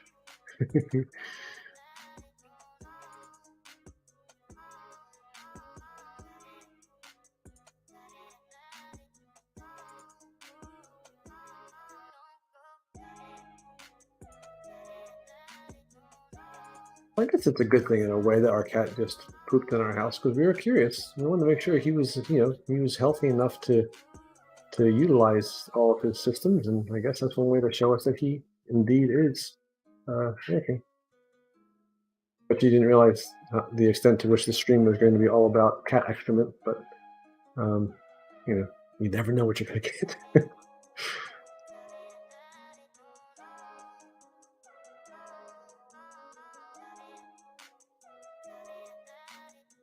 And you get a nice little round edge here. I don't know if you guys, I always have this, like, I always like have little areas of flat, and it's never exactly what I want. Take that. No, I kind of, now, when it comes to, like, in the tail, I'm sure I'm going to do some sort of like little spiky things along the side. For now, I'm going to be very lazy, and just kind of with standard, I'm just going to kind of like just, there's that great little thing it does in ZBrush sometimes where the brush just shoots across the screen. I'd love to know why that happens, but it's okay. I'll do a little bit of a ridgy thing there. And again, eventually, I feel like I shouldn't be looking at this part of him, but eventually I'll probably just come in here, just, like get a little bit of a bumpiness underneath here. But again, I gotta keep reminding myself too that this is for a character in a short who is there just to be essentially fodder for the party to kill. So I'm not going to overly stress about it. But let's see. Can I use? I want to do a thing where I have a bunch of little bumps on the side. Now I wonder if I could do that interpolate thing, which I can never get to work very well. But if I hold down Control and do a little masky thing there, and then hold down Control and do a little masky guy, say right here, and then do an interpolate. See how nothing happened? I don't know. Maybe it's not. Maybe it doesn't work with masking. Let's try it with something else. Let's just drag out a thing here. Just subdivide this so we have a little more going on. Let's increase our intensity. So let's just drag out something like this, right? And then come down here and drag this out and see if interpolate works. Hey, all right, that worked. Oh, well, you see, now things make sense. But it should, Jamie. It should work if you have the mesh. All right. But now that makes sense. All right, thank you, because that was going to drive me a little bit mad. All right, so let's just do that. I'm not moving the mesh. Look at that. See?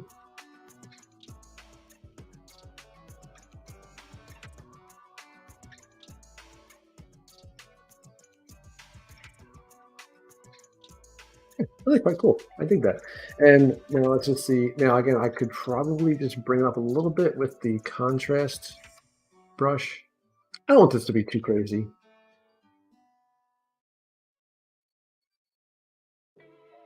Works by the way, that works way better when you go down the subdivision level. You can't prove that, Jamie. You have no proof. You might have. Someone did. No, the one thing that I will, it started out as something that bothered me, and now it's something that I just love, and it's the fact that when you make a new polygroup in ZBrush, it almost always makes the new color just a tiny shade different from the original. Like if it's like a green polygroup and I make a new polygroup out of it, it'll make it like lime green. If I try again, it'll be like, yellow green. And I try again, it'll be just be slightly less yellow green. It's and at first I was bummed, but now it's like what makes ZBrush are those little things that I think were done on purpose. Because you'd have to think, right? There shouldn't be a hard thing to say, when you make a new polygroup, just go 20 degrees down the color wheel, right? Like or something like that. But it's here's blue, and I want to make a new polygroup. It's royal blue. And now it's it's just one of the things that makes ZBrush awesome is the fact that occasionally it'll just troll you. Like I had the same thing with the with dynamic solo. Like I don't know anyone who enjoys it. There might be some people who enjoy it. So if you are, then I apologize. But like I don't understand wanting this to kind of like flicker off every time you move your camera. I don't know how much it helps kind of conserve resources, but the fact that it's on the same button as regular solo and like you can just hit it by mistake all the time. Again, I feel like that's just kind of like, let's just mess with them a little bit. And again, at first I think I was bummed by it. Now I just think it's awesome. I just think it's like, yep. I think if they were to change that, I think I'd be bummed. Oh God. Well, then in a way, it's not going to be as annoying, I suppose. But if you're can you determine like different values though, right? Like if they make it like a lighter color, that would be kind of a cool way to do it too. To have like a version of polygroup colors for folks who are red green colorblind or who are colorblind in some sense, to have like the polygroups be more like value changes, so that they're lighter and darker. That actually would be really good, I would think. I'm gonna go back down to a lower sub D level here, and then try and kind of like start just giving the head some form, because I feel like I still feel like there's something missing back here. It just feels really just too smooth. And I have those giant horns, which definitely do change things a little bit, but I shouldn't need to rely on that. So let's just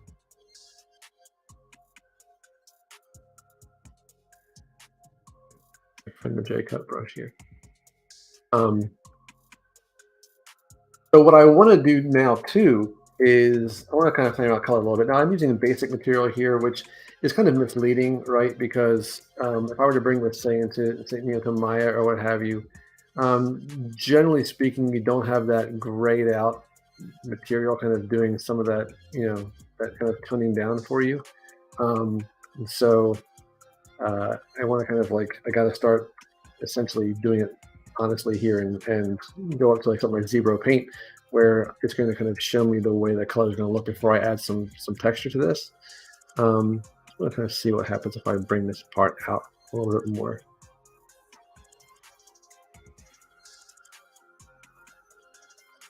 I have the same problem. Like, I have trouble sculpting lizardy things. Like, I have tried to do it's because I don't know how the face shape is. I've tried to do dragons and they look like dogs.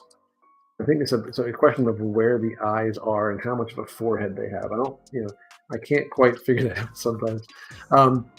What I want to do with the paint job, I want to kind of like I got kind of inspired by this this crazy awesome looking thing here, which is let's go here to my kobold. But this octopus is so cool looking. It's got like some red and orange and kind of like almost like a really light bluish highlight in certain areas. I kind of want to steal that. So I'm going to go here to Zebra Paint, which is very, very bright. And I'm going to start with kind of like that reddish, that dark reddish color. And actually, I'm going to start with the orange color first, I think. Make this a little bit less crazy. And now I want to kind of bring in some of that red. And maybe some kind of vibrantly yellow orangey stuff too. So I'm going to kind of go to like a yellow orange-ish thing, and I'm going to go to what alpha do I want? There's an alpha that I really like, and it has nothing to do with painting skin, but it's a metal texture. It's like armor damage, and I always loved it. I mean, it's also great for armor damage, incidentally. But I always liked it for painting too, because it's really just it's really ugly. I mean, not ugly, but it's really kind of like it just has a really rough edge to it, which I really dig. So let's go up to a higher subdivision level here. In this case, and you can see here, it just kind of has that like a mottled look to it. It's really cool. Like, I really dig that. Let's see what the Alpha 30 looks like.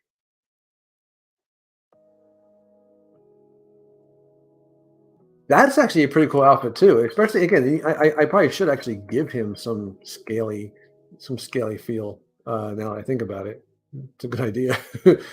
But this alpha here again, it's just like it's called armor damage, and it's great. Like if you use it to drag out with Z sub turned on, it's great for that. Like it really does an awesome job making metal look old and beat up.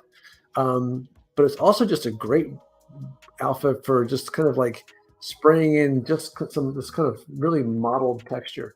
And again, I'm sure there's plenty that do that, but like I always feel that there's some alphas that I just feel are kind of I start seeing them when I'm painting with them. Like I start noticing the shape or certain kind of like landmarks in that alpha that kind of give it away.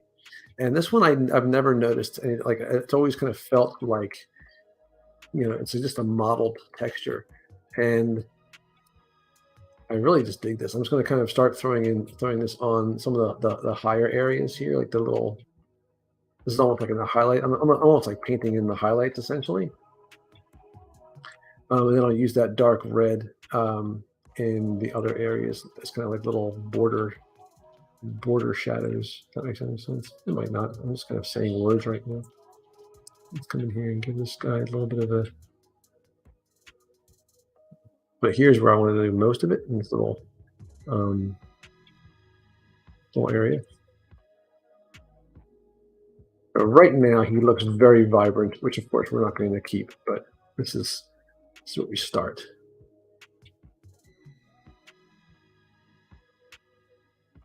I'm going to come back here with a tan as well, like a less colorful one. But again, I'm not mad at the idea of using some vibrant colors on this guy. He's a lizard after all. He's lizardy, and they're not. They have some vibrant coloring. I think. The skinks do. I'm a big fan of the skink. All right, so There we go. Got a little bit of the yellow here. Now I'm going to start with this red, and I want to kind of like just start to kind of eat in a little bit to some of these areas here. And it should be clear. Should be. I should mention this that I really just kind of, again, I don't have a plan. Like half this, I'm talking about it as if I know what I'm doing, but I'm just describing what I'm thinking at the moment. I don't know if it's going to work or not. We're going to give it a shot.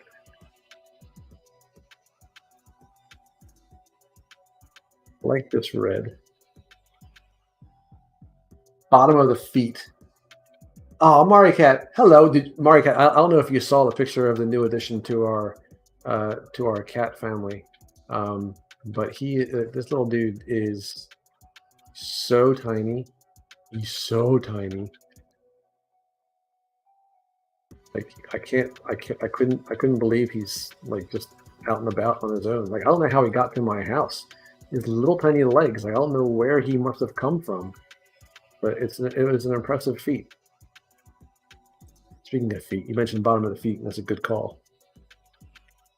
Insane Pixel, how you doing, man? I didn't realize who that was.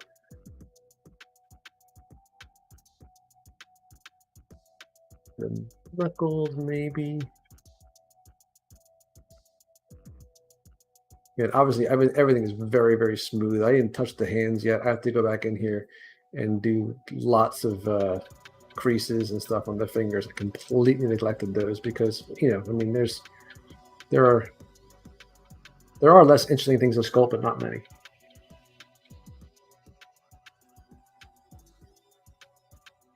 Go in the eye area and get a redness in there. Not quite so much. A little bit. The nose. We'll go back to the yellow and hit the nostrils a little bit here. The lip.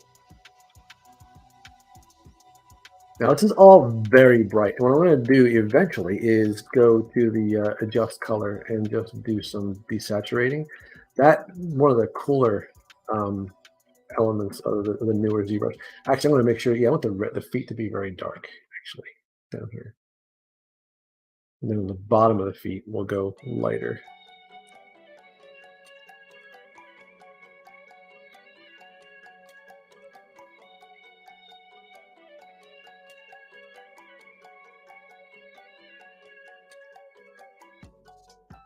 Yes, yes, he will. He will absolutely have claws. And again, something I should probably have forgot to do. I completely forgot to do. 3 toes before. Bold Nathan, are you stealing my bold choice? Are you stealing my saying as a bold choice? Is that something that's known? Because that's usually what I say to someone when I think that what they're doing is a bad idea. I tell them it was a bold choice. I feel that's diplomatic. It's a diplomatic way of saying it, and he's right. The reason the 5 fingers is because I totally just use a human base mesh, and the 3 toes is because I just chop off the toes of the human on the base mesh and just extruded three things of faces because that's all I could fit.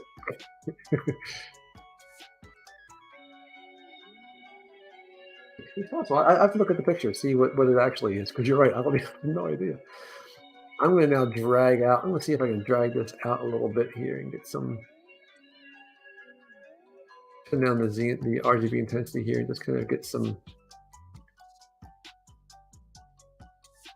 A bunch of these. I like to do you get these little RGB intensity really low, and then you just kind of drag out a bunch of these guys and just start kind of like modeling up the skin a little bit more. This is what I did when I was used to paint. I painted human skin. I would get like an alpha like this one, or the which one is it? This one, and just drag out like a bunch of little pale lines like that to kind of model the skin, so it just feels like there's stuff happening below the surface. I want to get back to that dark red though, and maybe some dots. Let's bring in some little dots here. Not that much. Those are too much. Those dots are too big. Too many dots. But I just want to kind of get a little, God, come on now. Here's the problem. People like me are doing this. I don't know what I'm doing, but I'm trying to kind of get this to feel a little bit more lizardy, a bit more lizard slash octopus, apparently, since I'm using the octopus as my guide. In fact, that octopus has a lot more red than this guy does, so I might need to do a little bit of that.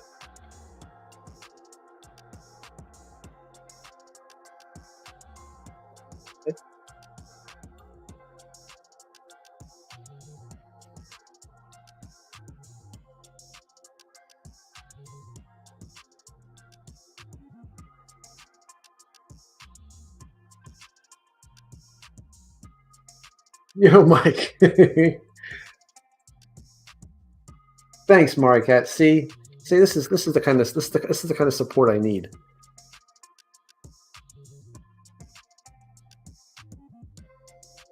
What just happened here? Where did these stripes come from? Did I do that? I hit BPR. That's my mistake. When did that happen? Oh, recently. All right, that's a new one on me. You know what I'm gonna do? I'm gonna edit and choose delete undo history because it's a lot. And smaller dot. Yeah. Yes. You're right. You're right. You're right. Too many dots.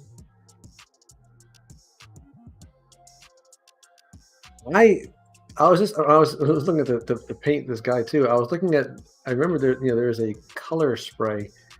I don't like does anyone use color spray? Like I always feel like color spray is weird. I know that you can tweak it to like be a little less crazy with like the hue variation, but whenever you like I always feel like there's too much.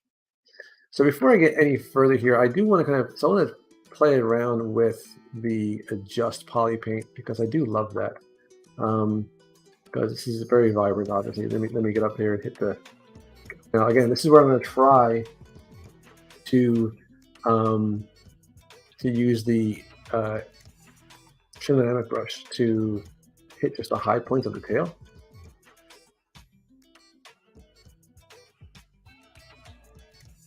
Halo's Jackal. I don't know what that is. I mean, I'm guessing it's the game Halo. You're talking to a person who I'm going to demonstrate exactly how little I know about games. I know of the game Halo. Look at that. Look at how awesome the trim dynamic brush just hits the tops. You don't have to worry about masking. I mean, come on. Actually, you know what I should do if I want to really have it look like that octopus? I should get a little of this in there. It's a little light blue. Every so often, there's little areas. Yeah, I think that's not a bad idea. Maybe just a little bit of that in the. Let's bring my RGB nets a little bit here. See if I can just bring some of that in. Just a little bit of blue in here.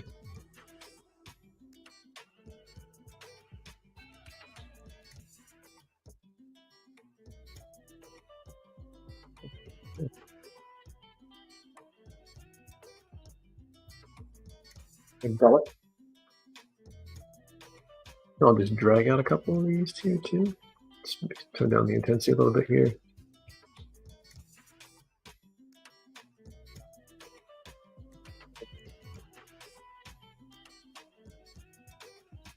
Who knows? Who knows? Just I could also do.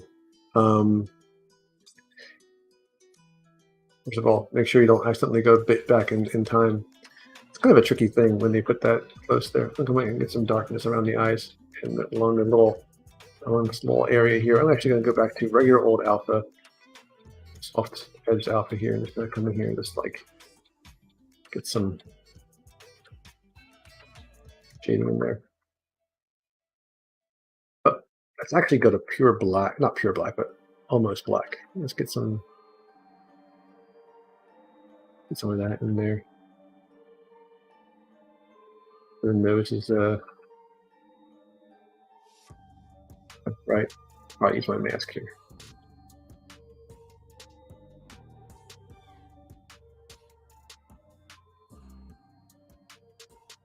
So I'm just going to isolate this little guy, then Control Shift X a few times. That way I can just kind of lightly throw some color in there, some darkness in there. You know, yeah, we can dream, Mike. We can dream. One day, someone might illustrate a picture, you know, of that. Um, you know, it's a crazy idea, right? It's a wild dream. In case you're wondering, Mike did an awesome tutorial for Gnomon Workshop in which he sculpted and illustrated this concept by Cameron Davis of a guy with an octopus on his head, and it's amazing. And you should all watch it immediately. My personal opinion. I'm going to bring in some little, tone down the intensity of this here, but I'm going to bring in some little. I know he's a little lizard, but I kind of want the idea. I want these to be bumps, not scales. I think that makes sense. I'm going to try to kind of just hit them with the blue a little bit here too. Oh, look, so it's been a while. It's been a while, but this is Buck. This is not the new one. This is my buddy. He's the one who is feeling a little bit jealous today because there's a smaller version just like him who is getting a lot of attention right now. So we're going to and he's going on my tablet right now as I'm trying to do some stuff. So I'm going to see if we can maybe not have that happen. It's just, you know, it's one of those things where you have to acknowledge that it's too much. So now let's try. Let's just try this. Those thighs are weird looking, but that's okay. We'll come back to this. Need to shape a little bit. So again, oh, okay. So if you're wondering what's happening with my tablet, there is a furry little guy who's sitting on it. Okay. So let's just insane picture. He will never. Don't let him even think. Don't let him even hear that. I hope he can't read, Buck, because that would be terrible. Never. But he's not loving the sudden shift in attention, and you know. So yes, I have to do lots of reassuring of him that, you know, he's still my buddy. He's still a number one. So now I'm going to come here and I want to try this. First things first, before I do anything else, I'm just going to make a texture map of this just so that in case I don't like what's going on, I have this to go back with. But now I'm going to go to my poly paint and go to adjust colors. And let's just see what we can do here. So I can tone down the saturation a little bit. Right? Maybe I can kind of bring up the red a little bit here.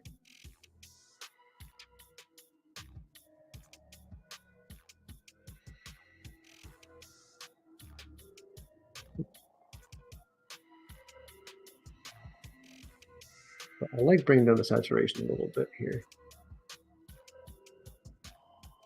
I wish there was, yeah, there is a contrast right there. That's what I want. Okay. Just to kind of increase the contrast a little bit here. I'm not loving this bruised look here, however. So let's see. Can we do this? Wouldn't it be great if this worked? Okay, fine. I think what I need to do before I do any of that stuff is just kind of just get that color out. I don't even recall using that weird color there, so let's get rid of that. Maybe I did. I'm sure I did.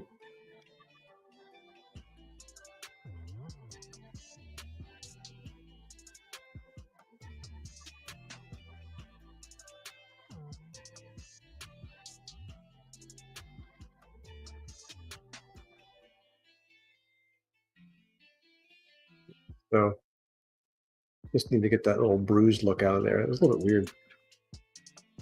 Pull that red back. Now let's try to adjust those colors again with the same setting.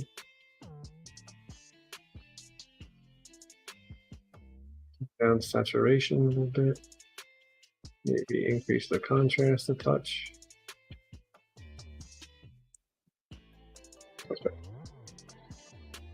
Now it's still got a lot of colors going on. That's fine. I'm going to kind of tone it down a little bit, but I wanted to kind of block that stuff out. I want to kind of get a little bit more of that light there. And a little bit more of this red, this little area here. Even darker.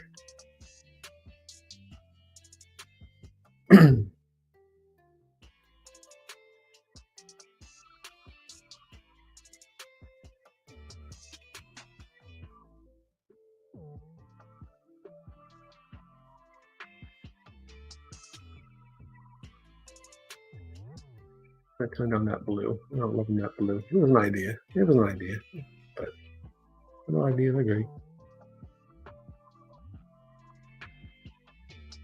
And just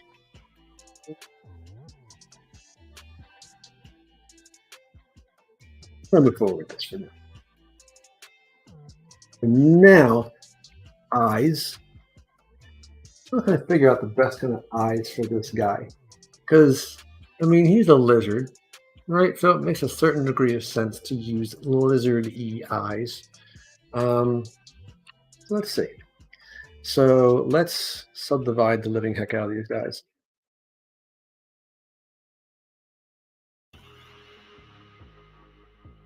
So what color? Why I like the idea of this being blue, bluish green. I don't know why. I don't know why. But let's see what we got. Eyes are fun to do, mostly because you kind of can't go wrong.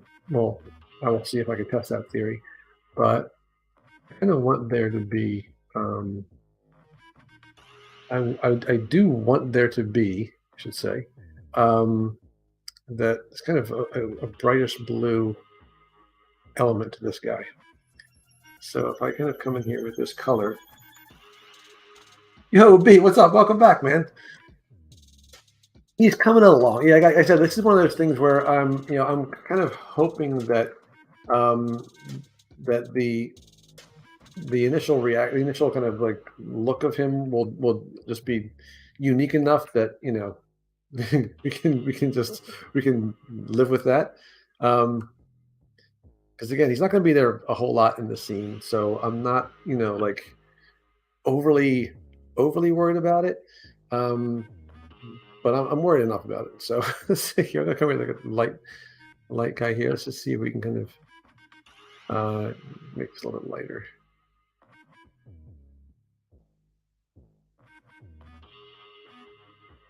Have a little bit of a yellowish tone to this, and again, should be mentioned that I'm kind of making this up as I go. I have a vague idea in my head, but I don't really know for sure whether or not it's going to make sense. Let me see if all right. So I'm going to go with my little mask here. I'm going to go with my mask circle, and obviously the eye is going to be roughly in this area. The iris, such as it is, right? Something like this. Let's make sure I go straight from the side, so I'm not going through here. I'm going to bring this more toward the front.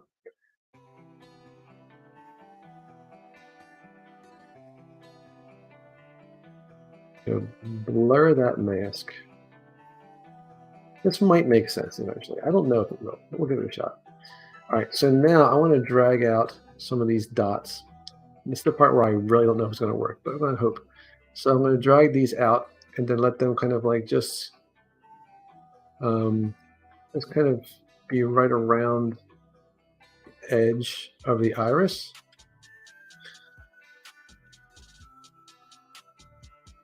And that's why, yes, thank you. Usually I usually do the eyes almost first. Like I almost like to do the eyes very quickly because it's absolutely true. Like you get a feel for kind of just that they're alive. It brings a little bit more life to it, and you feel it because I have trouble sculpting honestly on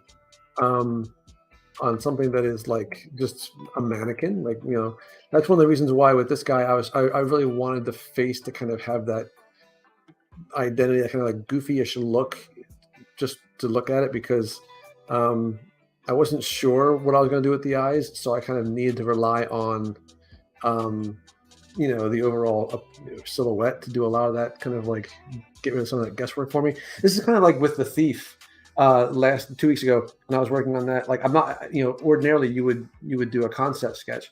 I'm not really very efficient at drawing. In fact, it would kind of it would kind of make things harder.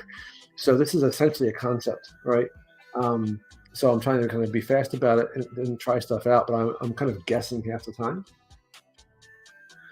Yeah, and yeah, exactly right, Jamie. And you can see, like, when you can see people, a lot of people they'll post their renders on ArtStation.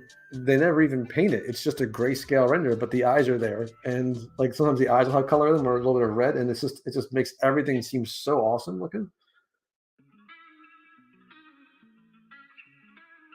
Um, yes, I wanted everything to have a little bit of an exaggerated look. She's very kind of colorful, right? So but because this is very lizardy, and they're the bad, they're the creatures, the bad guys.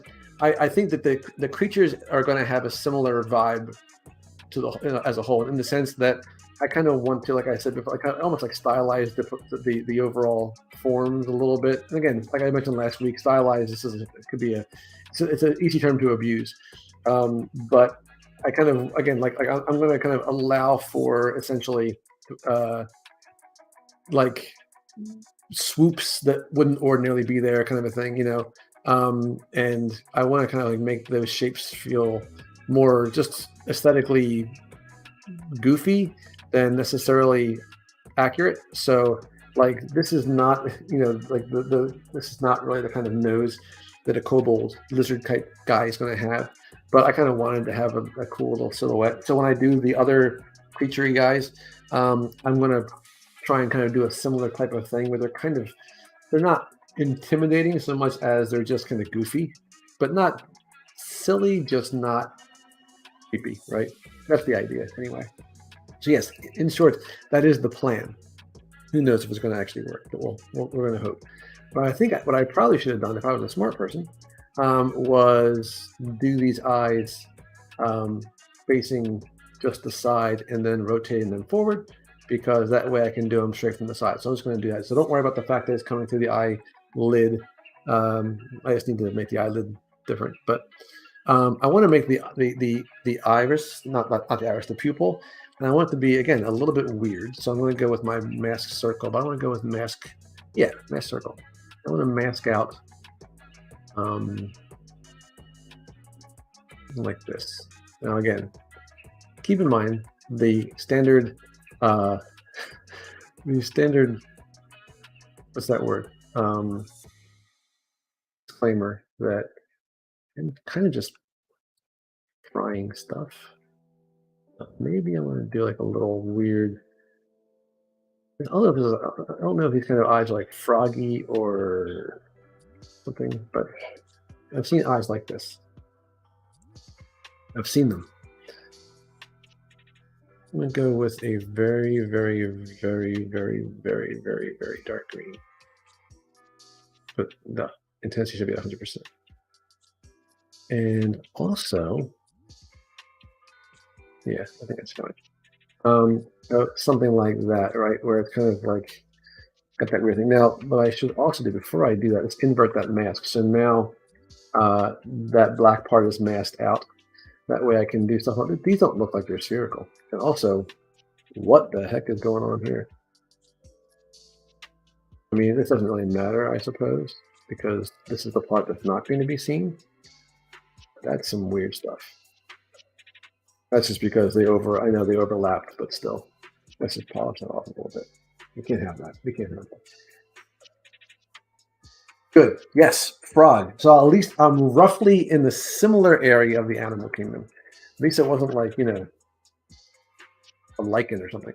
What the heck is going on with this again? Too much. Okay, doesn't really matter. Why am I worried about that? So now, I don't have that mask anymore. So let's go to adjust colors. Let's mask by this. All right, so now I have, I think anyway, I should have everything. Yeah, everything but the black um, is masked out. I'm going to a very light color here. I'm going to go to these little lines, I think. Not right. It's not really the color I wanted. I want it to be almost white.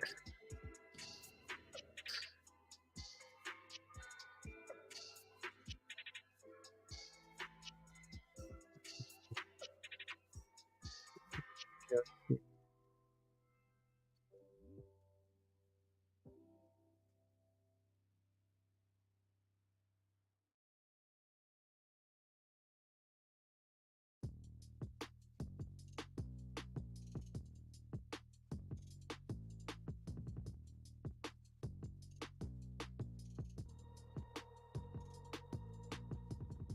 Keeping in mind, I actually still don't quite know exactly where I'm going with this.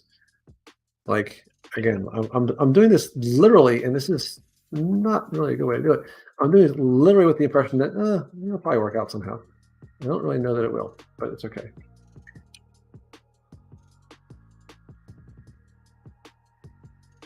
A bit of that kind of like metallic-y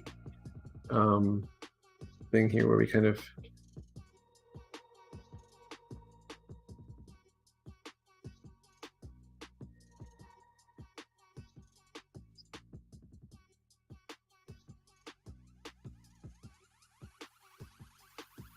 because again, I am doing kind of a painterly feel of this, right? So like, um, honestly, I should probably fill it with zebra paint because I'm not going to be using. Oh, that I know it. So I'm not going to be using a highlight material. I want the highlight to be kind of manually done. This is something I'll probably end up doing more in Photoshop or Photoshop, as the case may be. But I kind of just want to. Oh, I have material turned on. Just to kind of be.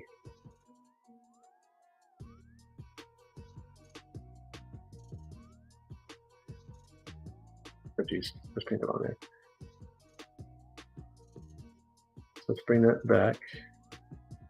And the good thing is again, I could tweak the colors as much as I want, which I kind of like to do.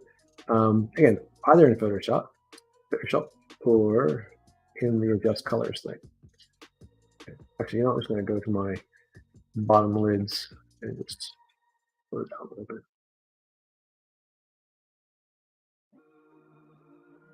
Sure that this material is on there. It looks like I have a little material issue.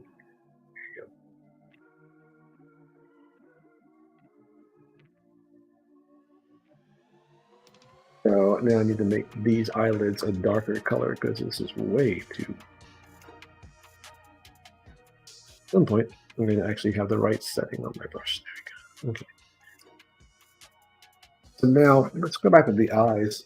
Again, this is like the rough edges here because of the low. You know, that's fine. I'm going to be going to Photoshop and painting over this, but I just want to kind of get a feel for it. Let's go to just colors here, and let's just play because I can kind of go a little intense with this if I want to.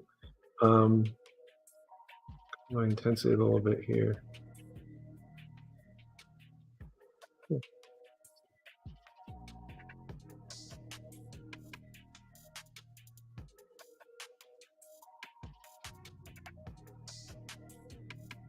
I think what I was doing was all right, but it got a little too intense, so let's turn down the intensity here.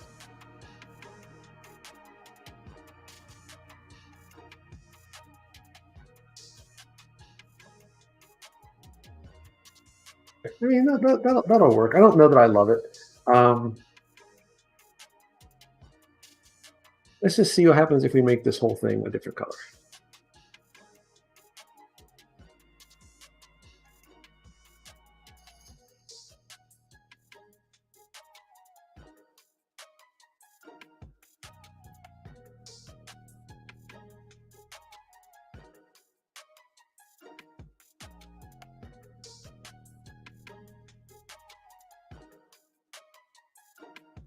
It kind of feels better in terms of the overall hue.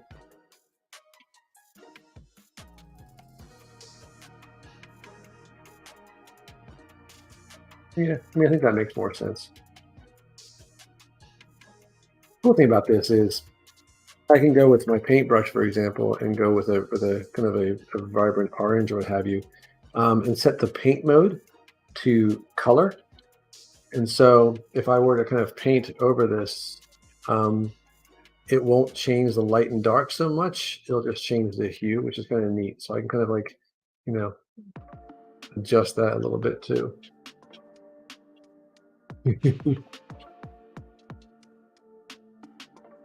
I have an idea for that. To use my magic user in the short. I have an idea for that. And we'll see. We'll see if it works. But again, in my mind, I have this all planned out. But in my mind, also, like at half the moments in the short, I'm like, oh yeah, and I'll figure something out to make that funny there. Figure something out, and it might work. What am I doing? Aren't there like chisel brushes that do things like pull up little spikies? Um, I mean, this is probably a little too much, right? Actually, it's not that bad. Uh, why? But I keep coming back to this green blue thing here. Let's turn down the intensity though.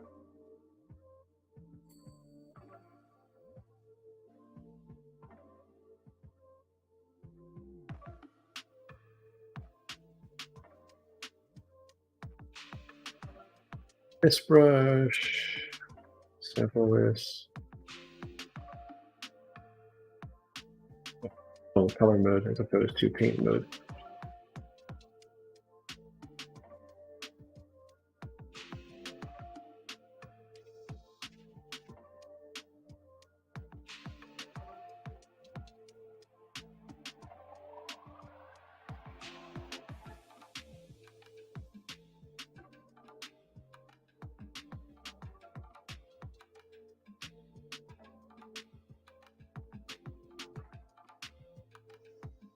Oh, Hannibal, how you doing, man? Good to see you, man.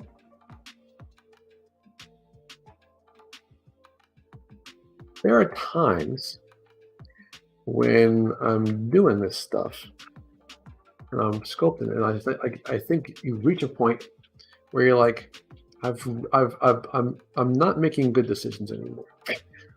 like like I had a couple a little run where I was doing things that seemed to be working, and then the decision making kind of worse.